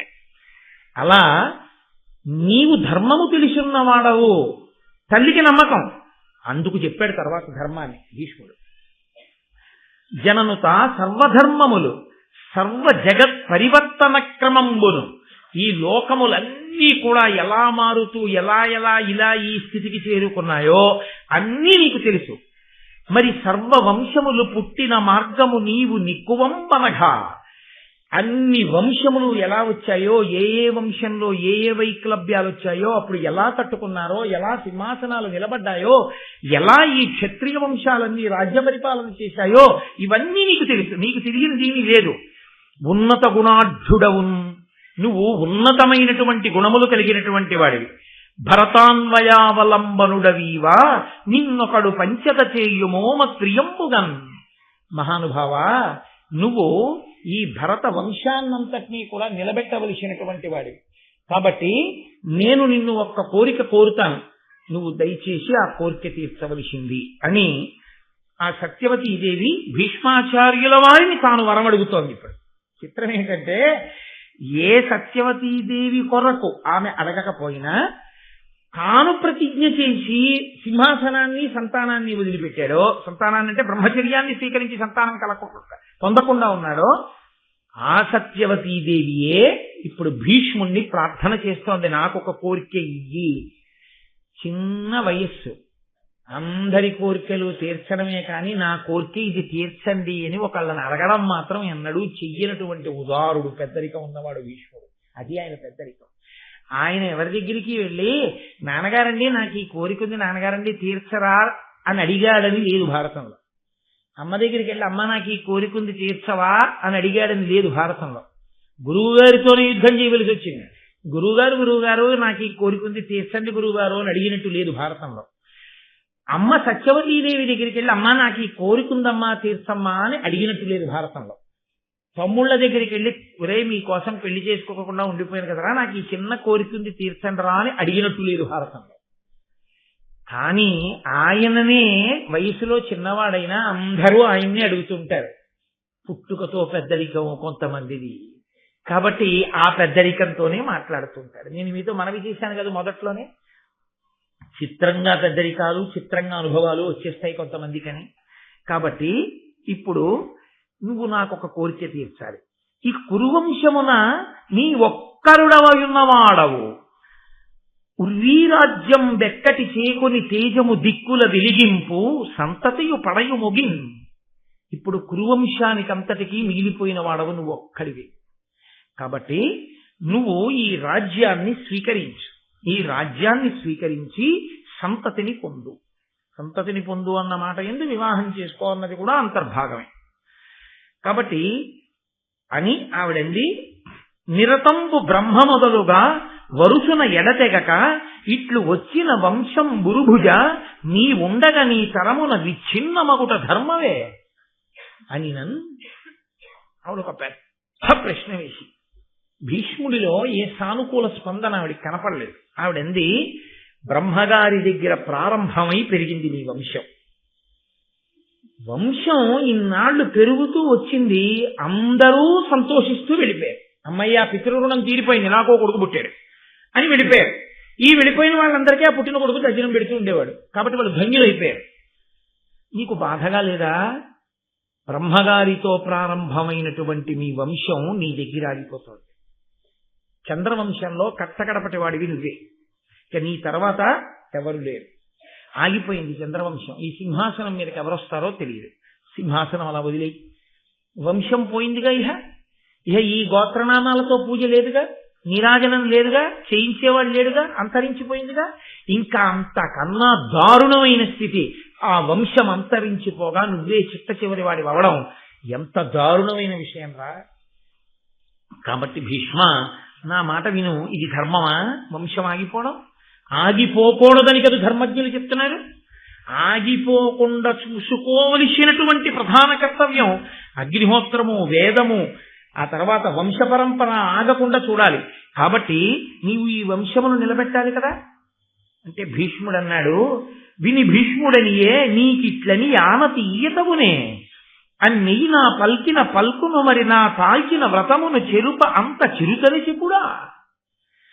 అమ్మా నువ్వు ఇలా అడగచ్చా? నీకు నా ప్రతిజ్ఞ తెలీదా? అమ్మా నేను చిన్న పిల్లాడినా అమ్మా, నేను ఏ ప్రతిజ్ఞ చేశానో ఆ ప్రతిజ్ఞ ఇవాళ కుదరదులే అని మళ్ళీ వెంటనే వదిలేసి మళ్ళీ వెంటనే వచ్చి సింహాసనం మీద కూర్చుని పెళ్లి చేసుకుని పిల్లల్ని కన్నా. అమ్మ అది బాల్య చేస్తామా, నీకు తెలీదా ఇది జరగకూడదని? ఇందులో విచిత్రమైనటువంటి విషయం చూడండి. ఏ తల్లి కారణం చేత తాను స్వచ్ఛంద మరణాన్ని భారంగా పొందాడో, ఏ తల్లి కారణంగా తన మీద దేవతలు ఋషులు పుష్పవృష్టి కురిపించారో, ఏ తల్లి కారణంగా లోకంలో తన పేరు మరుగునబడి భీష్ముడన్న పేరు వచ్చిందో, ఈ మూడిటిని చెరిపి లౌకికంగా మళ్లీ తీసుకొచ్చి సింహాసనం మీద కూర్చోబెట్టి పిల్లలకు అనేటట్టు చెయ్యాలని తల్లి చూస్తారు. అందులో స్వార్థం లేదు, ధర్మమైంది. ఇప్పుడు ధర్మము అని సత్యవతీదేవి మాటకి లొంగితే తాను ఇత పూర్వం సంపాదించుకున్నటువంటి అజరామరమైన కీర్తి నశించిపోతుంది. ఈయన జర్జరీభూతం అయిపోతుందిగా, తల ముగ్గుబుట్టు అయిపోతుందిగా, నవనాడులు కృంగిపోతాయిగా, గడగడలాడిపోతుందిగా శరీరం. అప్పుడు ఇంకా చావకుండా కూర్చుని ఏమిటి ప్రయోజనం? ఎన్నాళ్ళు సింహాసనానికి తాను అలా కాపలా, వారసులు లేరు, పరిపాలన మాత్రం సాగుతూ ఉంటుంది. అటువంటి ఒడిలిపోయినటువంటి బుట్టలో ఎన్నాళ్ళు ఉంటాను? విడిచిపెట్టేయాలిగా. కాబట్టి తాను ఈ విషయాల గురించి ఆలోచించకుండా నేనైతే ప్రతిజ్ఞ విడిచిపెట్టను, ఇంకా మిగిలిందంటే అలా నీ ఇష్టం, ఏం చేసుకుంటావో చేసుకో. ఆనాడు మీ నాన్నగారేగా అడిగారు నీకు పుట్టిన బిడ్డలకి రాజ్యం ఇమ్మని. అందుకని మీ నాన్నగారిని అడిగి ఇప్పుడు పిలిచి అని కూడా అనొచ్చు, దెప్పి పొడిచే లక్షణం ఉంటే. లేదా ఇంతకన్నా నేనేం చేస్తానమ్మా, ప్రతిజ్ఞ చేశాను, ఇప్పుడు నేను చేయగలిగింది ఏముంది? ప్రతిజ్ఞ తిప్పలేను. కాబట్టి ఆ తర్వాత ఏం జరగాలన్నది నేను మాట్లాడితే ఏం బాగుంటుంది?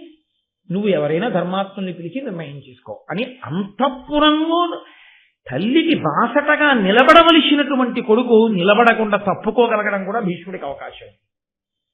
కానీ అమ్మ దగ్గర కొడుకుగా నిలబడ్డము అంటే అమ్మకి సమస్య వచ్చినప్పుడు కొడుకు నీ ఇష్టం వచ్చినట్టు చేసుకో అన్నవాడు కొడుకు ఎందుకు అవుతాడండి? అమ్మా ఇది కుదరదు కానమ్మా, మనం ఇలా చేస్తే ఎలా ఉంటుంది అని సలహా చెప్పిన వాడు ఎవడో వాడు అమ్మ యొక్క బాధని పంచుకున్నవాడు వాడు కొడుకు. కడుపున పుట్టాడా? పుట్టలేదు. పుట్టకపోయినా సత్యవతీదేవి ఎందలి అమ్మతనాన్ని గౌరవించాడు అంటే ఇప్పుడు కర్తవ్యాన్ని పంచుకుంటే అప్పుడు ఆయన భీష్ముని యొక్క ఔదార్యం.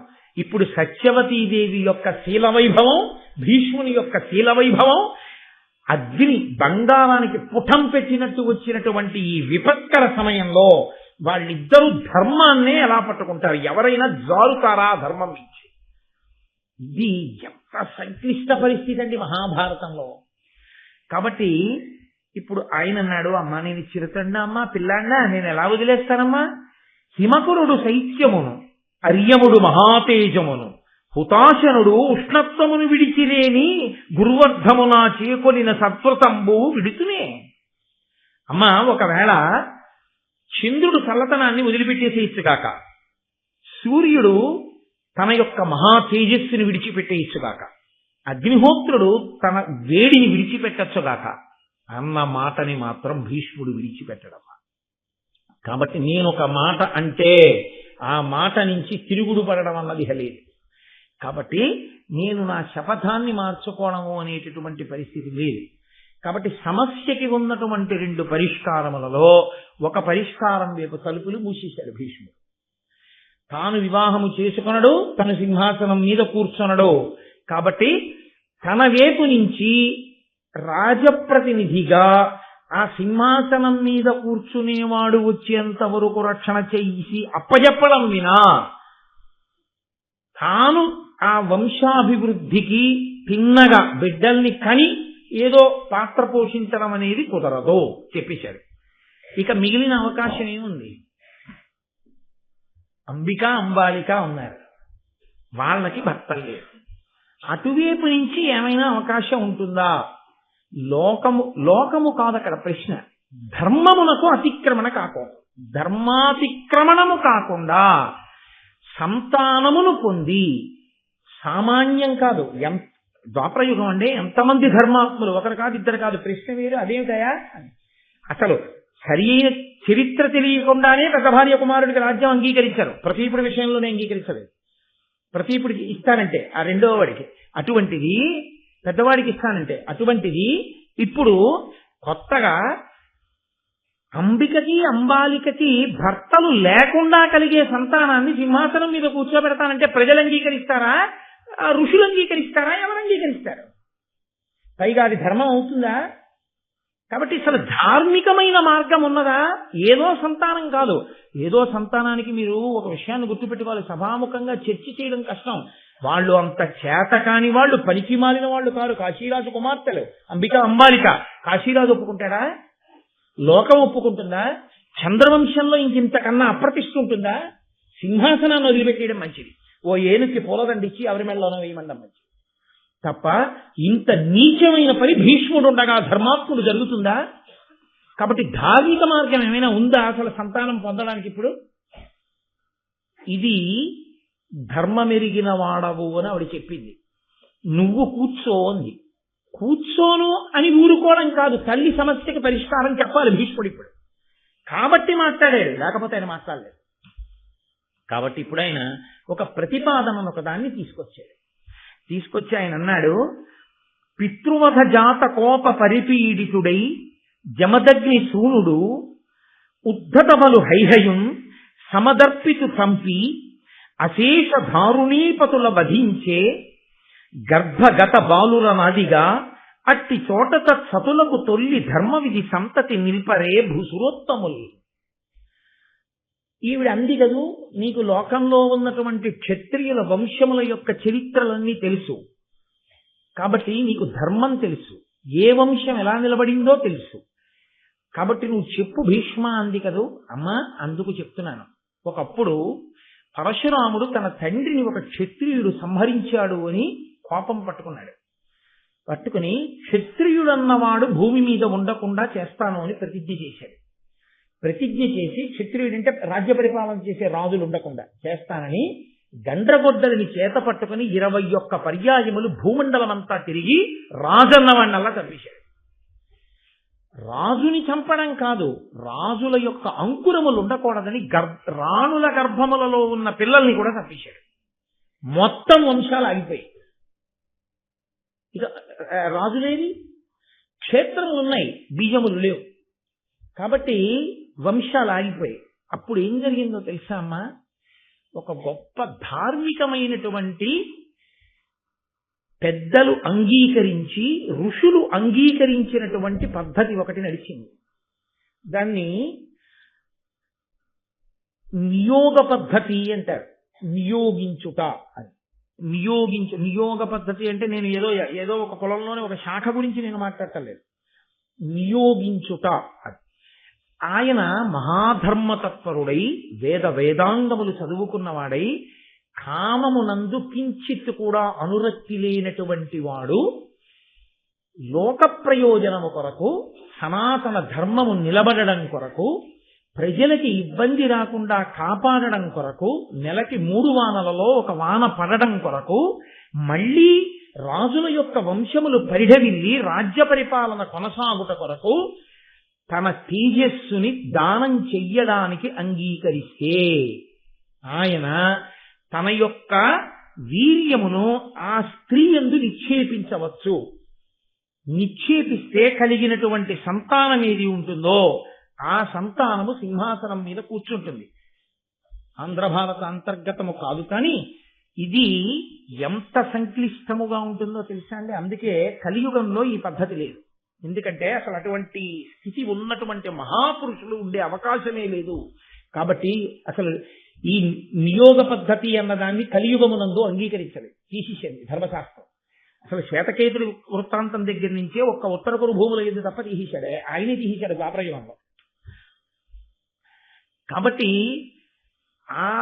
ఏ మహాపురుషుడు అలా ఇద్దామనుకుంటున్నాడో, సంతానమును కల్పించాలి అని సంకల్పం చేస్తున్నాడో, ఆయనకి ఏ స్త్రీకి ఈయన అటువంటి సంతానాన్ని కల్పించడానికి ఉద్యుక్తుడవుతున్నాడో ఆయనకి ఆమెతో ఉన్న వరుస ఏమి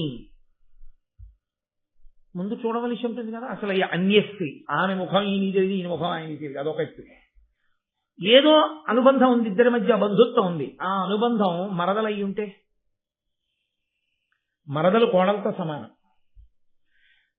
అన్నదమ్ముడు మరణిస్తే ఆమె విధవరాలైతే ఇక సంతానం లేకపోతే వంశం ఆగిపోతుంటే, అలాంటప్పుడు ఉత్తముడైనటువంటి వేదం చదువుకుని అసలు కామస్పర్శ లేనటువంటి ఒక మహాపురుషుడు తన వీర్యదానములు చేసి వంశమును కల్పించవచ్చా అంటే, ఇక్కడ ఇద్దరూ పతనమైపోయి ఆ వంశమంతా నశించిపోతుంది. ఎప్పుడో తెలుసా అండి? గదిలోకి వెళ్లే ముందు కానీ, గదిలోంచి బయటకు వచ్చాక కానీ ఇక ఆమె యందు ఆ తలంపు ఆయనకు ఉండకూడదు. గదిలో ముందు నించున్నప్పుడు మరదలన్న భావనే, గది బయటికి వచ్చేశాక ఇక మరదలే. ఒక్క సంతానమును కృప చేసిన సమయంలో మాత్రం ఉదారుడై కామోపభోగము కొరకు కాకుండా మాత్రమే తేజోదానము చేయగలిగిన వాడై ఉండాలి. అందుకే ఆవు నీతిని ఒంటి నిండా రాసేసుకుంటారు అని చెప్పింది. ఇక నేను దీన్ని అంతకన్నా విడమర్చి సభాముఖంగా మాట్లాడడం నాకు ఇష్టం లేదు.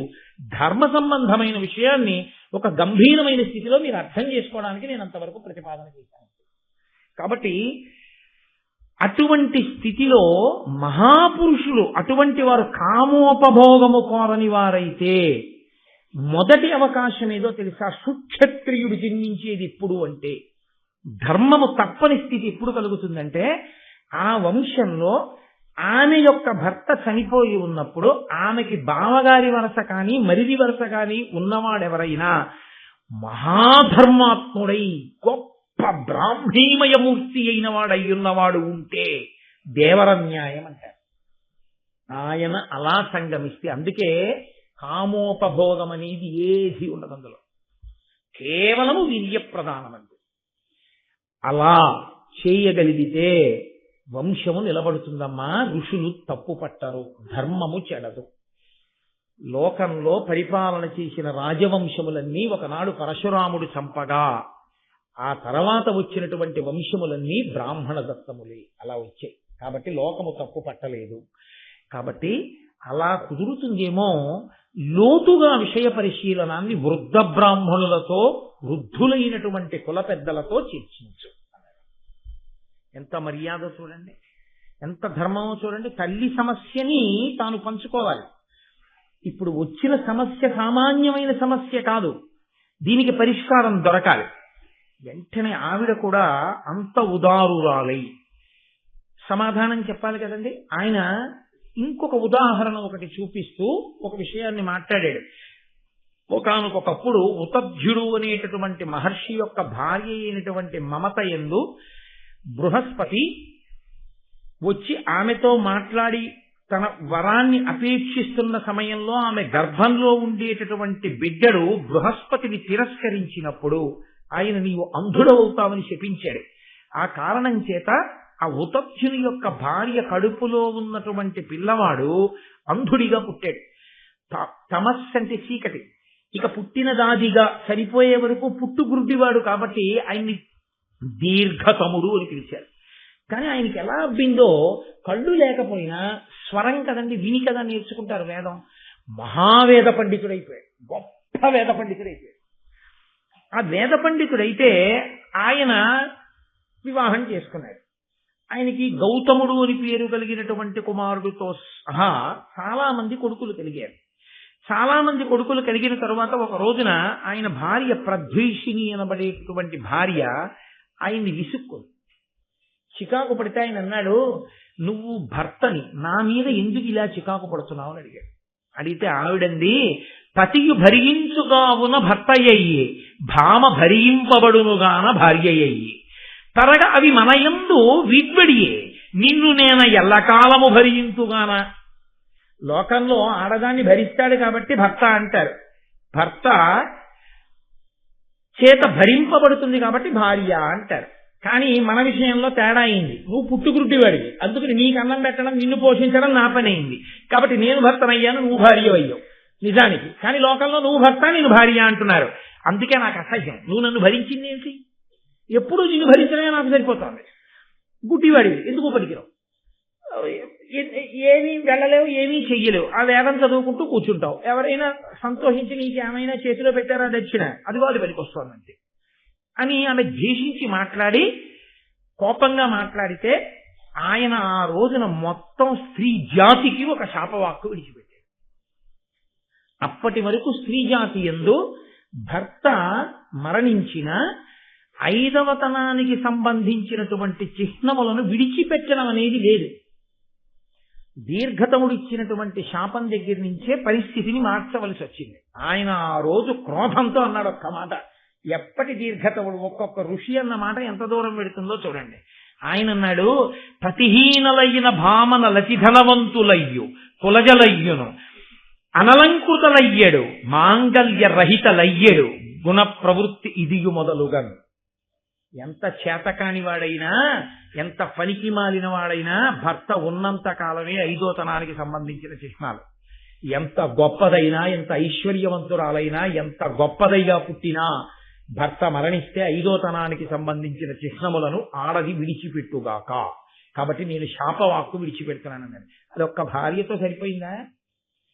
నన్ను నువ్వు ఇలా ద్వేషించావు కాబట్టి, భార్య భర్త అన్న మాట పెట్టి మాట్లాడావు కాబట్టి, ఇది సమస్త స్త్రీ పురుష జాతికి అన్వయం అవుతుంది కాబట్టి నేను స్త్రీ జాతినంతటినీ శపిస్తున్నానన్నాడు. నిస్సందేహంగా అది ధూర్తతనంతో కూడిన శాపవాక్యం. నేనేమి వెనకేసుకున్నాను అంటే, మహాతపోనిష్టాగరిష్ఠులైనటువంటి వ్యక్తులు అవధి లేని కోపాన్ని ప్రదర్శిస్తే ఒక్కొక్కసారి అంత దారుణమైన స్థితిలు ఏర్పడతాయని, నువ్వు అలా కోపాన్ని పొందకు అని చెప్పడానికి దీర్ఘతముని యొక్క వృత్తాంతం ఒకటి.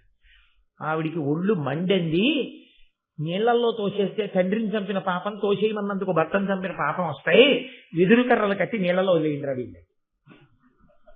వెదురు కర్రల మంచె మీద కూర్చోబెట్టి, కళ్ళు లేవుగా, వెదురు కర్రల చేతులకి కాళ్ళకి కట్టి ప్రవాహంలో వదిలేశారు కొడుకు. పో, ఎక్కడికి పోతావు, తేలుతూ పోలాగా. నిన్ను అడ్డుకునేవాడు ఆదుకునేవాడు కనబడ్డం. ఇప్పుడు నిన్నెవరు భరించాలో తెలుస్తుంది. ఇదే శాపం నువ్వు ఇచ్చేది అని నీళ్ళలో వేశాడు. ఆయన ఏం చేశాడు? ప్రవాహంలో వెళ్తున్నాడో మొసలుందో తిమింగలం ఉందో ఏదుందో తెలియదుగా. అందుకని ఏదో అయ్యోయ్ బాబోయ్ అని కేకలేయడం మానేసి చక్కటి స్వరంతో భయం అంటూ వేయడానికి అసలు కళ్ళంటూ ఉంటే భయం ఎందుకు? ఇంకా కళ్ళు లేని దానికి ఎదురుకుండా ఏముందని భయపడాలి కనుక. కాబట్టి హాయిగా వేదం చదువుకుంటూ పోతున్నాడు ఆ నీళ్ల మీద.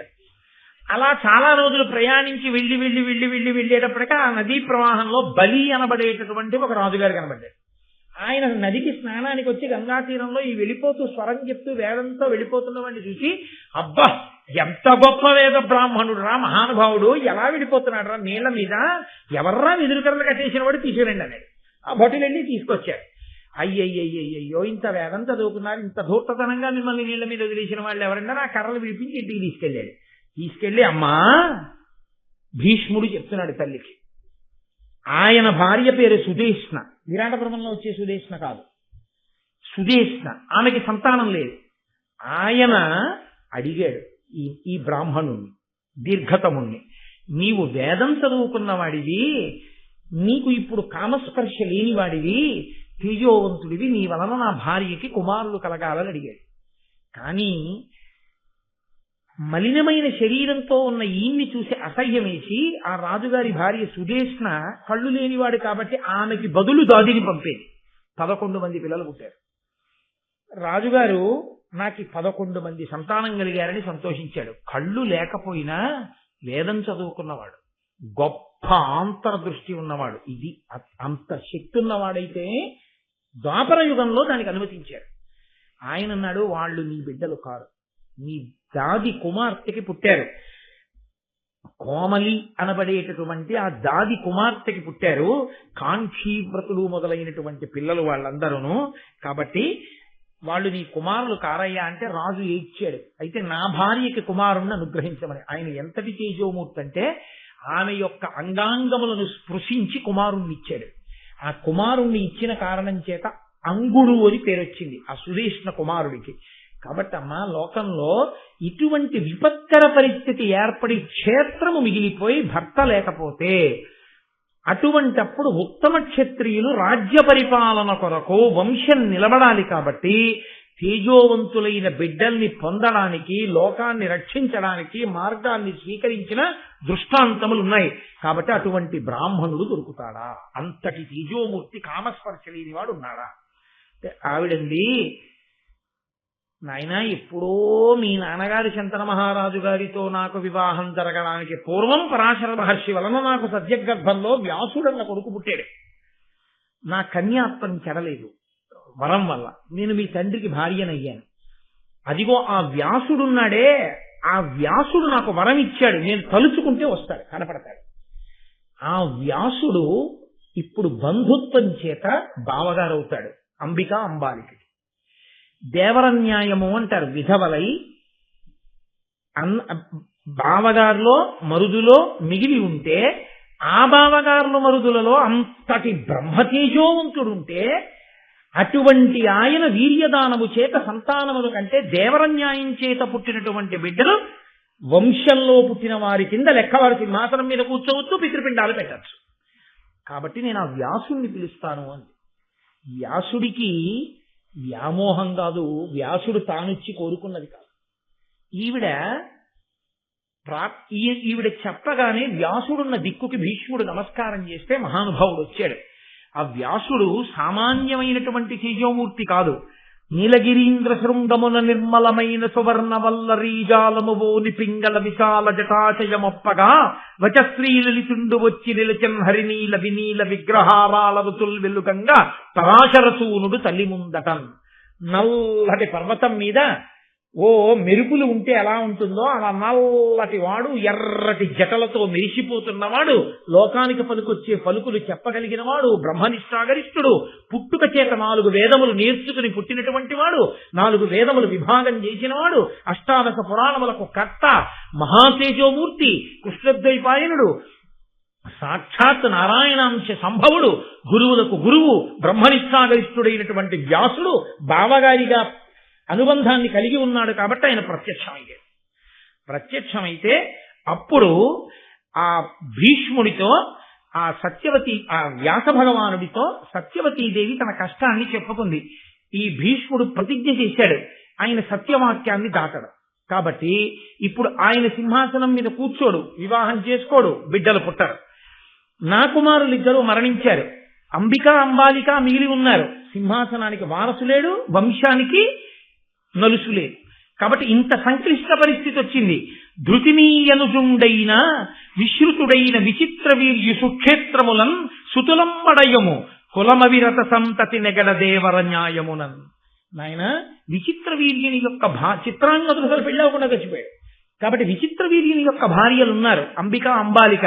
నువ్వు దయతో నీ తేజస్సుని కృప చేసి సంతానము కలిగేటట్టుగా అనుగ్రహించు.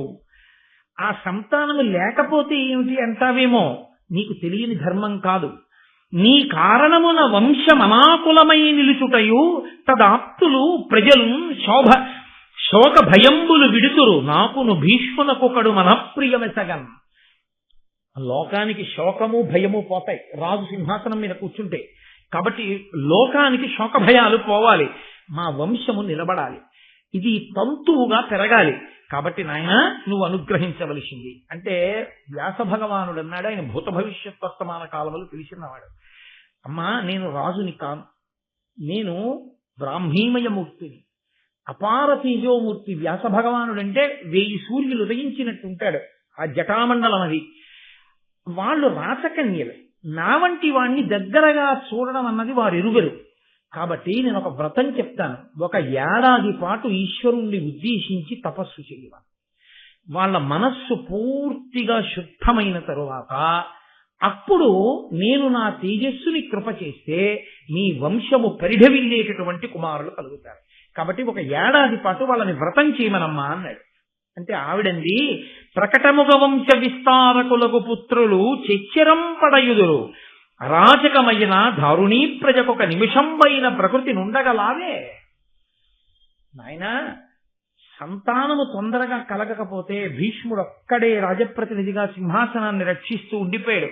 చాలా కాలం సింహాసనం ఖాళీగా ఉండిపోతే ఏమవుతుందో తెలుసా? అవని అరాచకం పైన అప్పుడు భూప్రజయందు సర్వధర్మములు తొలంగు, దేవ మునిముఖ్యులు వాయుదురు, ఓలి వృష్టి లేదవు, మరి అర్ఘవులు తరగు అందురు కావున కలయాపనం భవితధమాక్య చేయక నయంబున రాజ్యము నిల్పుమిత్తరేం. రాజు సింహాసనం మీద చాలా కాలం ఉండకపోతే సర్వధర్మములు క్షీణించిపోతాయి, భయభక్తులు ఉండవి. ధర్మం నశించిపోతే, ధర్మం లేదు కాబట్టి ధర్మాత్ములైన వారు ఆ రాజ్యాన్ని విడిచిపెట్టి వేరు రాజ్యాలకు వెళ్ళిపోతారు. వెళ్ళిపోతే ఇంకా ఆ రాజ్యంలో వర్షాలు పడవు, కరువు కాటకాలు వచ్చేస్తాయి. ఏవి ప్రజలు తిని బతకవలసి ఉంటుందో అవి దొరకని స్థితి వస్తుంది, ధరలు పెరిగిపోతాయి. ఏది అక్కర్లేదో, ఏది మనిషికి పనికొచ్చేది కాదో, ఏది మనిషిని చంపేస్తుందో అలాంటిది వీధి వీధిన వాడ వాడన దొరకడం ప్రారంభం. కాబట్టి అది ప్రమాదకరమైన పరిస్థితి అని గుర్తు, అరాచకమని గుర్తు. కాబట్టి అలా ఉండకూడదు. దేనికి ఏ ధర దొరకాలో ఆ ధర దానికి దొరకదు. దొరకక ప్రజలకి అందుబాటులో ఉండకూడనివి అందుబాటులోకి వస్తాయి, అందుబాటులో ఉండవలసినవి అందుబాటులో లేకుండా పోతాయి. ఇది రాజు లేకపోతే వచ్చే స్థితి. వంశం గురించి ఎంత బాధపడుతున్నానో, ఇంతమంది ఏలిన ఈ రాజ్యంలో ప్రజలు ఏమైపోతారని బెంగపెట్టుకుంటున్నాను. కాబట్టి నాయన వారి యందు తొందరగా సంతానమును పొందాలి అని నేను కోరుకుంటున్నాను. అంటే ఆయన అన్నాడు, అమ్మా నేను తప్పకుండా వారిద్దరిని అనుగ్రహిస్తాను అన్నాడు.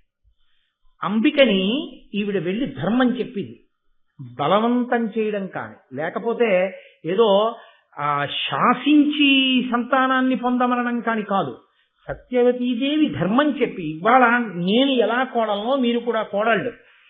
ఏది ధర్మమో భీష్ముడితో, బ్రాహ్మణులతో, కుల పెద్దలతో నిర్ణయించి ఈషన్మాత్రము ధర్మ వ్యతిరేకము కాదని తెలిసి, అంతటి మహాపురుషుడు అదృష్టవశాత్తు వ్యాసుడిగా నా కడుపున పుట్టి ఉన్నాడు కాబట్టి బావగారు అయ్యాడు. లేకపోతే దేవరన్యాయంలో పుట్టడానికి మీకు బావగారులు మరుదులు లేరు. భీష్ముడు భీష్మించి ఉన్నాడు కాబట్టి మీరు ప్రహృష్ట హృదయముతో సంతానములు కనండి అని అడిగింది. అంబిక అంబాలిక అంగీకరించారు. మహానుభావుడైనటువంటి వ్యాస భగవానుడు అంబికని చేరుకున్నటువంటి సమయంలో అకస్మాత్తుగా వ్యాసుణ్ణంత దగ్గరగా చూసిన అంబిక బిత్తరపోయింది. అంతటి తేజోమూర్తి, అంతటి జటామండలం, అంతటి తేజస్సు, అంత నల్లటి శరీరం ఆయన్ని చూసి భయపడిపోయి అంతటి తేజోమూర్తి నెరగని అమాయకురాలు కన్నులు గట్టిగా మూసుకుంది. ఆయన తల్లితో అన్నాడు, అమ్మా నేను అందుకే ఏడాది వ్రతం చేయడం మంచిదని చెప్పాను. నీ కోడలు భయపడి కన్నులు గట్టిగా మూసుకుంది, నా తేజస్సుని తట్టుకోలేకపోయింది. ఆ కారణం చేత జాత్యంధుడైన వాడు, పుట్టుకతో కన్నులు లేనివాడు పుడతాడమ్మా అని చెప్పాడు. అంటే ఎంత దూరం చెప్పగలిగాడో చూడండి. మహాభారతంలో నేను వేదిక మీద కూర్చుని చెప్పలేకపోతున్నాను, కానీ కొన్ని విషయాలు స్త్రీ పురుషుల యందు ప్రహృష్ట హృదయులైతే తప్ప సత్సంతానము కలగదు. క్షేత్రమునందు వైక్యవ్యము సంతానమునందు పొందుతుంది. అందుకే గర్భిణి అయిన స్త్రీ ప్రసన్న హృదయంతో సంతోషంగా ఉండేటట్టు ఉంచుతారు. అత్తవారు కూడా మొదటి కాన్పులో ఇంట్లో ఎందుకు ఉంచుకోరో తెలుసా అండి? అంత ప్రేమ లేక కాదు. ఆ తల్లి దగ్గర ఏం పెరిగిందో, ఆ తల్లి ఏం పెట్టిందో, ఏమి స్వతంత్రంగా ఉంటుందో మనమే వెళ్ళి బెంగపెట్టుకున్నప్పుడు అలా చూద్దాం. అంతేకాని ఆ అమ్మ దగ్గరే ఆ సంతోషంతో అక్కడ అలా గడపని.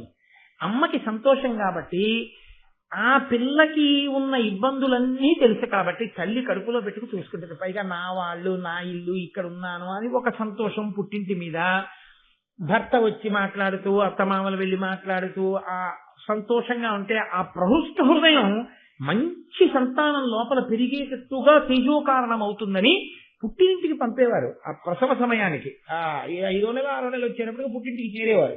కాబట్టి విశాల హృదయంతో మాట్లాడతారు. కాబట్టి వ్యాసుడు కేవలము తేజోప్రదాత కాడు, అంత దూరం చెప్పగలిగిన మహాపురుషుడైన.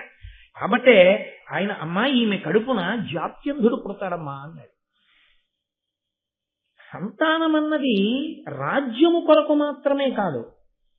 ఆ తేజోప్రదానం జరిగినప్పుడు ఒకరు మాత్రమే సంతానమును పొంది రెండవ వారు సంతానమును పొందకపోతే నేను అమ్మను అనలేకపోయానన్న బెంగ ఉండిపోతుంది, బాధ ఉండిపోతుంది. 2 ఈమె భయపడిపోయింది అంటే ఆమె వేరొక ప్రయత్నమునందు కూడా సత్సంతానమును పొందుతుందన్న ధైర్యం లేదు. అందుకని అంబాలికని అభ్యర్థించింది సత్యవతీదేవి. అంగీకరించిన అంబాలిక దగ్గరికి వ్యాస భగవానుడు వెళ్ళాడు. ఆయన తేజోమయమైన స్వరూపాన్ని చూసి ఈవిడ కన్నులు మూసుకోకపోయినా మనసు వెలవెలపోయింది ఆవిడకి. అమ్మ బాబోయ్ ఏమి తేజస్సు! అంత దగ్గరగా చూసేటప్పటికీ అప్పుడు ఉద్విగ్నతకి లోనైపోయింది. వ్యాసుడు తేజోప్రజానం చేసి బయటికి వచ్చి అన్నాడు, అమ్మా ఆమె ప్రహృష్ట హృదయ కాదు, వెలవెలబోయింది నన్ను చూసి. కాబట్టి అతి తెల్లని శరీరం ఉన్నవాడు పుడతాడమ్మా అన్నాడు. పాండు రోగమున్నవాడు పుడతాడని భారతంలో లేదు. అతి తెల్లని వర్ణం ఉన్నవాడు పుడతాడు, చాలా అందగాడు అని తర్వాతే వర్ణించారు నన్నయ్య గారు. కాబట్టి అతి తెల్లని వర్ణంతో, పాండు వర్ణంతో పుడతాడమ్మా, వెలవెలబోయింది కాబట్టి ఆవిడ అన్నాడు. అలాగే ఆవిడికి పాండురాజు గారు పుట్టాడు. తేజోప్రదాన సమయమునందే నిర్ణయించేశాడు ఎటువంటి సంతానం పుడుతుందో. తదనంతర కాలమునందు బలవన్మద నాగాయుత బలయుతుడు సుతుండు పుట్టే ప్రజ్ఞాచక్షుండలగుడు ధృతరాష్ట్రుండా లలనకు అంబికకు కురుకుల ప్రవరుండై. ఆయన 10,000 ఏనుగుల బలం కలిగినటువంటి వాడిగా, కళ్ళు లేకపోయినా బుద్ధి ఎనబడేటటువంటి కన్ను మాత్రం చాలా గట్టిదున్నవాడై అంబికకి కుమారుడిగా ధృతరాష్ట్రుడు పుట్టాడు. అలాగే అంబాలికకును గుణరత్నాంబుధి పాండుర విరాజితాంగుడు ప్రభవించన్ పాండురాజు కురువంశంబు ప్రతిష్ఠింప ధర్మ సర్వజ్ఞుండై. అంబాలిక యందు వివర్ణమును పొంది, అంటే వివర్ణమనగా అతి తెల్లని రంగుతో పాండురాజు గారు జన్మించారు. వంశోద్ధారకుడు, మహానుభావుడు, గుణములకు నిధి, మహాబలవంతుడైనటువంటి వాడు పాండురాజు పుట్టాడు. ఇప్పుడు 2 కుమారులు జన్మించారు. కానీ సత్యవతీదేవి యొక్క గొప్పతనం ఎక్కడుందో తెలుసా అండి? ఆమె ఒక్క మాట కోడలనలేదు. ఇది ఎంత తప్పు చేశావమ్మా, ఎంత బ్రతిమాలి తీసుకొచ్చానమ్మా. వ్యాసుడి కర్మ కాలిపోయా వచ్చాడు.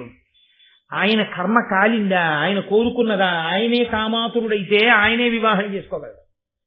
కానీ మన వంశాన్ని నిలబడం కోసం తేజోప్రదానం చేశాడు. అటువంటి వాడు దగ్గరకు వచ్చినప్పుడు కన్నులు మూసుకున్నావా, ఎంత పొరపాటు చేశావు, ఇప్పుడు అంధుడు పుట్టాడు అని ఒక్క మాట కోడల్ని అనలేదు. బిడ్డని కడుపులో పెట్టుకున్న తల్లి ఎలా కాపాడుతుందో కోడల్ని అత్తగారు అలా కాపాడవలసి ఉంటుంది. అంతేకాని కోడలి మీద అయిందానికి కాందానికి పెత్తనం వహిద్దాం అనుకున్నది అత్తగారు కాదు. కోడలు అంత పెద్ద పొరపాటు చేసినప్పుడు కూడా ఒక్క మాట అనకుండా కడుపులో పెట్టుకుందే ఆవిడ అత్తగారు. భారతం విన్నప్పుడు సత్యవతీదేవి గురించి తెలుసుకున్నప్పుడు అత్తగారంటే ఎలా ఉండాలో నేర్చుకోవాలి. అది అత్తగారితనం అంటే. కడుపులో పెట్టుకోవడం అత్తగారితనం కానీ బజార్న పారేయడం అత్తగారితనం కాదు. కాబట్టి అటువంటి మహాతల్లి ఆ పాండురాజు ధృతరాష్ట్రుడు పుట్టాడని కోడళ్ళని మందలించలేదు. కానీ ఆవిడ బెంగ పెట్టుకుంది. ఎందుకు బెంగ పెట్టుకుందంటే, ఏ తెల్లటి వర్ణం వాడో ఓ కొడుకు పుట్టాడు, బానే ఉంది అంబాలిక విషయం. పాపం ఇప్పుడు అంబిక విషయంలోకి వచ్చేటప్పటికి ధృతరాష్ట్రుడు పుట్టాడు, గుడ్డివాడు పుట్టాడు. ఇప్పుడు భర్త పోయాడని ఒక ఏడుపు, కొడుకు పుట్టాడు కానీ గుడ్డివాడు సింహాసనం మీద కూర్చోలేడని ఒక ఏడుపు. ఇలాంటి కొడుకుని కని అలాంటి భర్తని పొంది అయ్యో నేనే పాడైపోయానని ఈ అంబిక బాధపడుతుందేమో. పెద్ద భార్య యొక్క సంతానం కాబట్టి ఉన్న వాళ్లలో ఇంకొక కొడుకు తేజోవంతుడు పుడితే ఆ అధికారం ఏదో ఆవిడికే దక్కితే, ఆ తమ్ముడు ఈ అన్నని జాగ్రత్తగా పొదివి పట్టి అయ్యో పాపం అన్నయ్యకి కళ్ళు లేవని రక్షించుకోగలిగిన వాడైతే అంబికకి మనశ్శాంతి కలుగుతుందని ఆలోచించింది సత్యవతి. ఎంత ఉదార హృదయరాలు చూడండి ఆవిడ. ఆయన కర్మ అండి వ్యాస భగవానుడికి. అమ్మకి వరం ఇచ్చాడు పుట్టినప్పుడు, అమ్మా నువ్వు పిలిస్తే వస్తానమ్మా, నీవు ఏ జరిగినా నీకు ఉపకారం చేస్తానమ్మా అన్నాడు. అందుకు అమ్మ మాటకి కట్టుబడిపోయాడు వ్యాసుడు. ఆవిడ మళ్లీ ప్రార్థన చేసింది, వ్యాసుడిని మళ్లీ వచ్చాడు. అమ్మా ఏమాజ్ఞ అన్నాడు. ఆయన తెలిసి జరిగిందో తెలియక జరిగిందో పెద్ద పొరపాటు జరిగిపోయింది, జాత్యంధుడు పుట్టాడు, ఆ అంబిక పరిస్థితి ఏమిటి, కాబట్టి నువ్వు ఇంకొక్క మారు అంబికని అనుగ్రహించు. ఆయన అన్నాడు, అమ్మ నీ కోరిక మేరకు ఎదర పెద్ద పెద్ద ఇబ్బందులు రాకుండా తప్పకుండా నేను అంబికని అనుగ్రహిస్తాను. ఇప్పుడు అంబిక సంక్షోభం పొందింది. ఇతపూర్వం నేను ఆయన్ని దగ్గరగా చూసినప్పుడు భయపడిపోయి కళ్ళు మూసుకున్నాను. మళ్లీ రెండవ మాట నేను ఆయన్ని చూసినప్పుడు ఏం భయపడినా, తెల్లబోయినా, కళ్ళు మూసుకున్నా, ఆయన తేజస్సుని చూసినప్పుడు సహించలేకపోయినా, ప్రహృష్టమైన మనస్సుతో నిలబడలేకపోయినా మళ్లీ ఏ ప్రమాదం వస్తుందో అని హడిలిపోయి ఆయన తేజస్సు గురించి ఆలోచిస్తే చాలు కంగారు పడిపోయి అది అత్తగారితో చెప్పి ఉంటే బాగుంటుంది. అక్కడ పొరపాటు చెయ్యడానికి కూడా వెనకాతల ఏదో ఉంటుంది కదండి, కదలికకి ఈశ్వరుడు ఉంటాడు కదా. ఆవిడ ధైర్యము కలిగినటువంటి ఒక దాసిని పిలిచి, ఎవరు అంబికో ఎవరో అంబాలికో నిజంగా గట్టిగా కళ్ళు తెరిచి చూసినవాడు కూడా కాడు వ్యాసుడు. అందుకు కాదుగా కావలసింది ఆయనకి ఏమిటంటే ఆ వంశాన్ని నిలబెట్టడం ఒక్కటే ఆయన ప్రయోజనం, అంతకు తప్ప ఆయన ఏ భోగమును కోరినవాడు కాడు. ఆయన ఒక్కసారి ఆ తేజోదానం చేశాడా అంతే, మరదలుగానే చూడగలడు. ఆయన అంతటి ఉదారుడు, అందుకు అటువంటి మహానుభావుడు కాబట్టి అర్హుడయ్యాడు. ఇప్పుడు ఆవిడ భయపడి దాసికి తనలా అలంకారం చేసింది. అలంకారం బట్టి రాసకన్య అనుకున్నాడు, రాజు భార్య అనుకున్నాడు. ఆవిడ్ని గదిలోకి ప్రవేశపెట్టింది. ఆవిడనుకుంది, ఏమి భోగం పట్టిందిరా నాకు, నా జన్మాంతరంలో వ్యాస భగవానుడికి కొడుకుని కన్నమే. అసలు ఎవరికీ చెల్లదది. అసలు వ్యాసుడికి కొడుకుని కనడానికి క్షేత్రవణం ఏంటి, ఎవరికి చెల్లుతుంది? అది అసంభవం, ఒక్కనాటికి సాధ్యం కాదు. అటువంటి వ్యాస భగవానుడికి నేను కొడుకుని కన్నవా, ఏమొచ్చింది నా అదృష్టం అనుకుంది. ఎప్పుడు వస్తాడు వ్యాస భగవానుడు అని ఎదురు చూస్తోంది ఆవిడే. వ్యాస భగవానుడు రాని వచ్చాడు. అయితే ఇక్కడ ఒక పెద్ద ధర్మ సూక్ష్మం ఒకటి ఉంటుంది. లోపల కూర్చున్న దాసి ఎదురు చూడొచ్చేమో కానీ వ్యాసుడికి తెలియదా త్రికాలదేవి లోపల లేదు, అంబిక లేదు, దాసి ఉంది అని తెలియకుండా వీర్యదానం చేసేటంతటి అమాయకుడు ఆయన. మరి తెలిసి దాసికి ఎందుకు తేజోదానం చేశాడో తెలుసండి ఆయన ఎదరవిందుడు గాని. అంటే ఇవాళ చెప్పనని కాదు, ఇది రేపు కొనసాగిస్తానంటే మీకు ఉత్కంఠ తీరదు. ఇది అసాధ్యం కులాన్ని అని తిడతారు పలహారం చేస్తూ, అది చెప్పే పూర్తి చేసేస్తాను. కాబట్టి ఇప్పుడు ఆయన తేజోదానం చేశాడు ఎవరికి? ప్రహృష్టమైనటువంటి మనసున్నటువంటి దాసికి. ఆవిడికి మహాబలాఢ్యుడు, గొప్ప రాజనీతి తత్పరుడు, మహాతేజోమూర్తి విదురుడు జన్మించాడు. కానీ అంబాలికకి కొడుకు కాడు కాబట్టి రాజ్యాధికారానికి అర్హత పొందకుండా పోయాడు. ఎందువల్ల ఇలా జరగవలసి వచ్చింది? దీనికి వెంటనే మళ్ళీ మహానుభావుడు వ్యాసుల వారు మనకు అందిస్తారు. మాండవ్యుడు అని ఒక మహర్షి, ఆయన మహానుభావుడు బ్రహ్మర్షి. అటువంటి వాడు తీర్థయాత్రలు చేసి చేసి చేసి చేసి ఒక రాజ్యంలోకి ప్రవేశించి అక్కడ మౌనవ్రతాన్ని పూనాడు. మౌనవ్రతాన్ని పూలి 2 చేతులు పైకెత్తి తపస్సు చేస్తున్నాడు. చిత్రంగా ఉంటాయి పరమేశ్వరుడు యొక్క నిర్ణయాలు, కదలికలు. ఆ రాజుగారి అంతఃపురంలో దొంగతనం చేసినటువంటి దొంగలు ఆ ధనాన్ని పట్టుకుని పారిపోతూ మాండవ్యుడు తపస్సు చేసిన ప్రదేశం దగ్గరికి వచ్చి ఆయన ఉన్నటువంటి కుటీరంలో పడేసి దాక్కున్నారు. భటులు తరువుకొచ్చి ఈయన అడిగారు, దొంగలికి వెళ్ళారా, ఎవరు నువ్వని అడిగారా చీకట్లో. ఆయన మౌనవ్రతంలో ఉన్నాడు, మాట్లాడలేడు. ధనం కనబడింది, దొంగలు కనబడ్డారు. వాళ్ళు ఈయన కూడా దొంగేనని పెడరెక్కలు విరిచి కట్టి రాజు దగ్గరికి తీసుకెళ్లారు. రాజు దొంగల్ని శిక్షించడంతో పాటుగా ఈయనకి శూలారోహణ శిక్ష వేయించాడు. శూలారోహణం అంటే ఒక శూలాన్ని తిరగేసి పాతి పెడతారు. మీకు తేలిగ్గా అర్థమైపోవాలంటే కొబ్బరి బొండాలు ఇచ్చే గుణపాన్ని చూడండి, తిరగేసి పెడతారు. పైకి సూదిగా ఉన్న మొలస్తుంది, కొబ్బరి బొండం ఒలుస్తారు, అలా పెడితే శూలం అంటారు. ఇప్పుడు ఎవడు దోషం చేశాడో ఆ వ్యక్తిని తీసుకెళ్లి దాని మీద కూర్చోబెడతారు.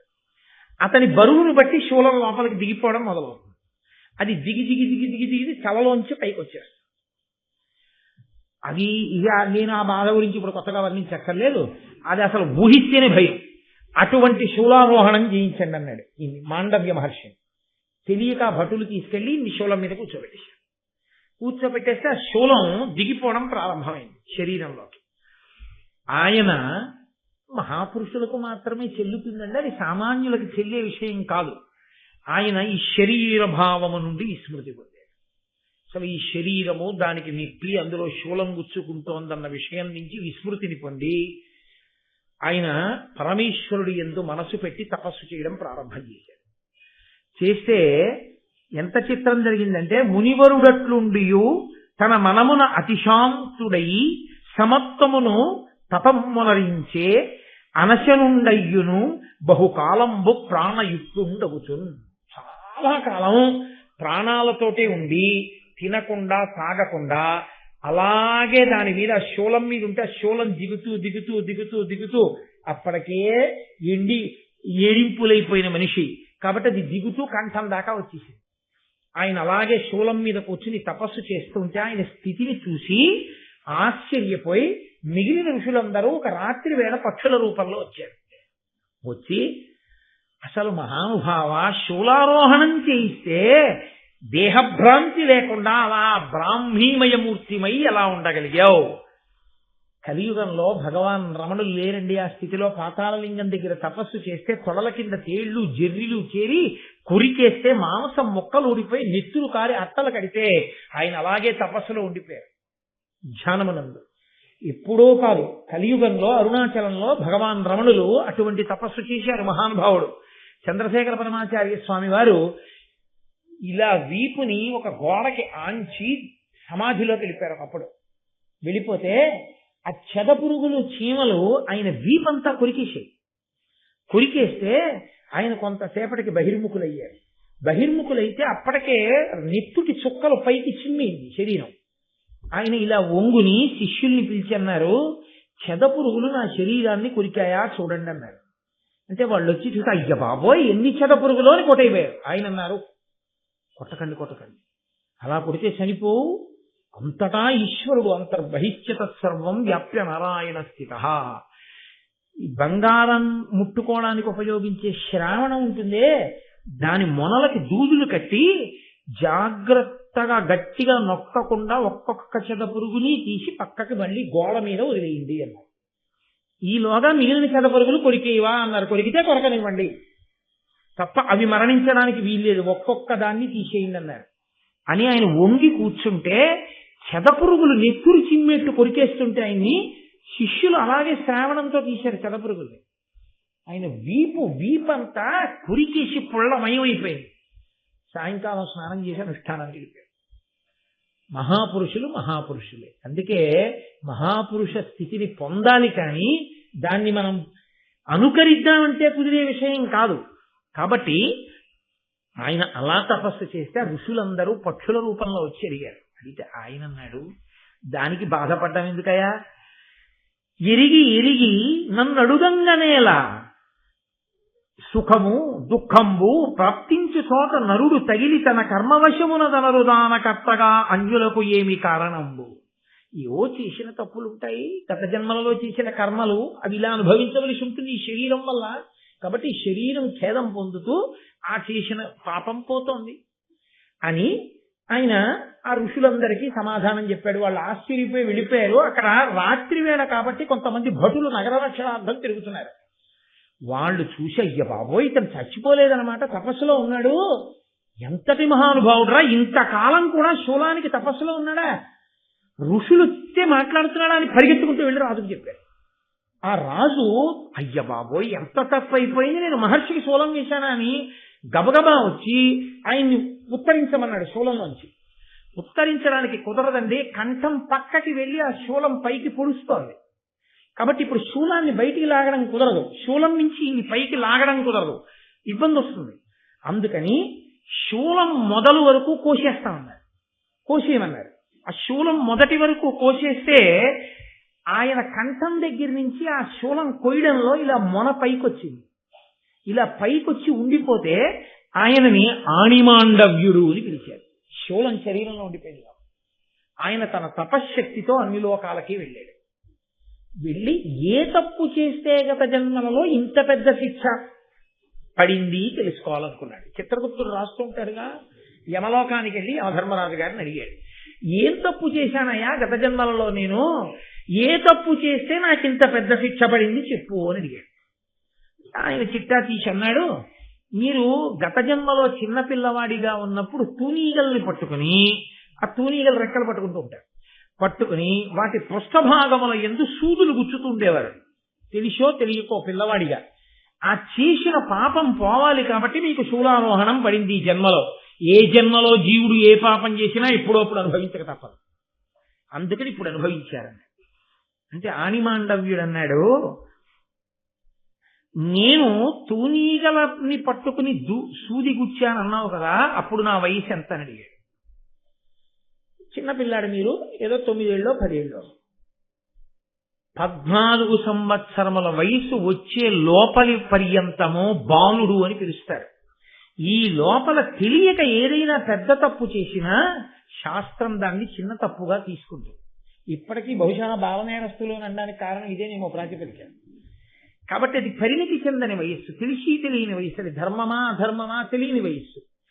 కానీ ఆ పిల్లల పట్ల ఎవరైనా తప్పు చేస్తే మాత్రం ఘోరమైన పాపంగా వేస్తారు. వాళ్ళది తెలిసి తెలియని వయసు, నీకు తెలుసు, నువ్వెందుకు వాళ్ళకి అపకారం చేయాలి, అందుకని ఎవరైనా చేస్తే ఒప్పుకోరు. పిల్లలు చేస్తే మాత్రం ఆ తప్పుని పెద్ద తప్పుగా శాస్త్రం తీసుకోదు 14 సంవత్సరాలు వచ్చే వరకు. నేను 14 సంవత్సరముల వయసు లోపు చేసిన తప్పుకి ఇంత పెద్ద శిక్ష నువ్వు ఎలా వేశావు, కాబట్టి ఇన్నాళ్ళకి నువ్వు ధర్మం తప్పి శిక్ష వేశావు, అది వేసి వేసి నాకు వేశావు. కాబట్టి ఇప్పుడు నువ్వు చేసిన తప్పుకి నువ్వు శిక్ష అనుభవించాలిగా.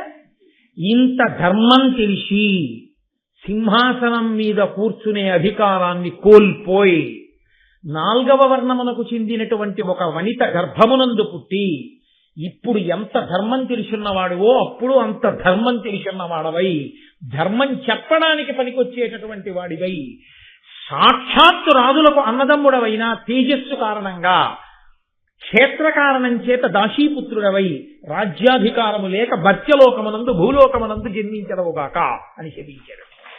ఆ కారణం చేత యమధర్మరాజు గారు విదురుడిగా రావాలి ఒక దాసికి. అందుకని లోపల ఉన్నది అంబిక కాదని తెలిసిన మాండవ్యుని శాపం నిజమవ్వాలి కాబట్టి వ్యాస భగవానుడు తేజోప్రదానం చేశాడు. చెయ్యడం వల్ల ఆ దాసి యందు మహానుభావుడైనటువంటి విదురుడు జన్మించాడు. ఆ విదురుడు అందుకే ఎప్పుడూ నీతి చెప్తూ ఉంటాడు ధృతరాష్ట్రుడికి, వరుసకి అన్నదమ్ముడయ్యాడు. కానీ ఆయన మాత్రం రాజ్యాధికారాన్ని పొందలేకపోయాడు, ఎందుకంటే రాజుల యొక్క క్షేత్రమునందు జన్మించిన వాడు కాదు కాబట్టి అని. ఇంత ధర్మ సంక్లిష్టమైన పరిస్థితిలోంచి ఆ వంశం ఎలా గట్టెక్కిందో, సత్యవతీదేవి ఎంత ఉదారమైన పాత్ర పోషించిందో, కోడళ్ల దగ్గర అత్తగారిగా ఎంత ధర్మాన్ని పాటించిందో, ఆ కోడళ్ళు ఎంత ధర్మాన్ని పాటించారో, ఆ వంశం ఎలా నిలబడిందో, ఆ కారణంగా ధృతరాష్ట్ర పాండురాజు విదురులు ఎలా పుట్టారో ఇవాళ రోజున మనం విన్నాం. రేపటి నుంచి ఇంకా రసకందాయం భారతం. ఎందుకంటే పాండవులు, కౌరవులు, దుర్యోధనుడు, 5 పాండవులు పుడతారు. ఇంక ఇక్కడి నుంచి అద్భుతమైనటువంటి ప్రక్రియలో భారతం ముందుకు నడుస్తుంది. కాబట్టి రేపు సాయంకాలం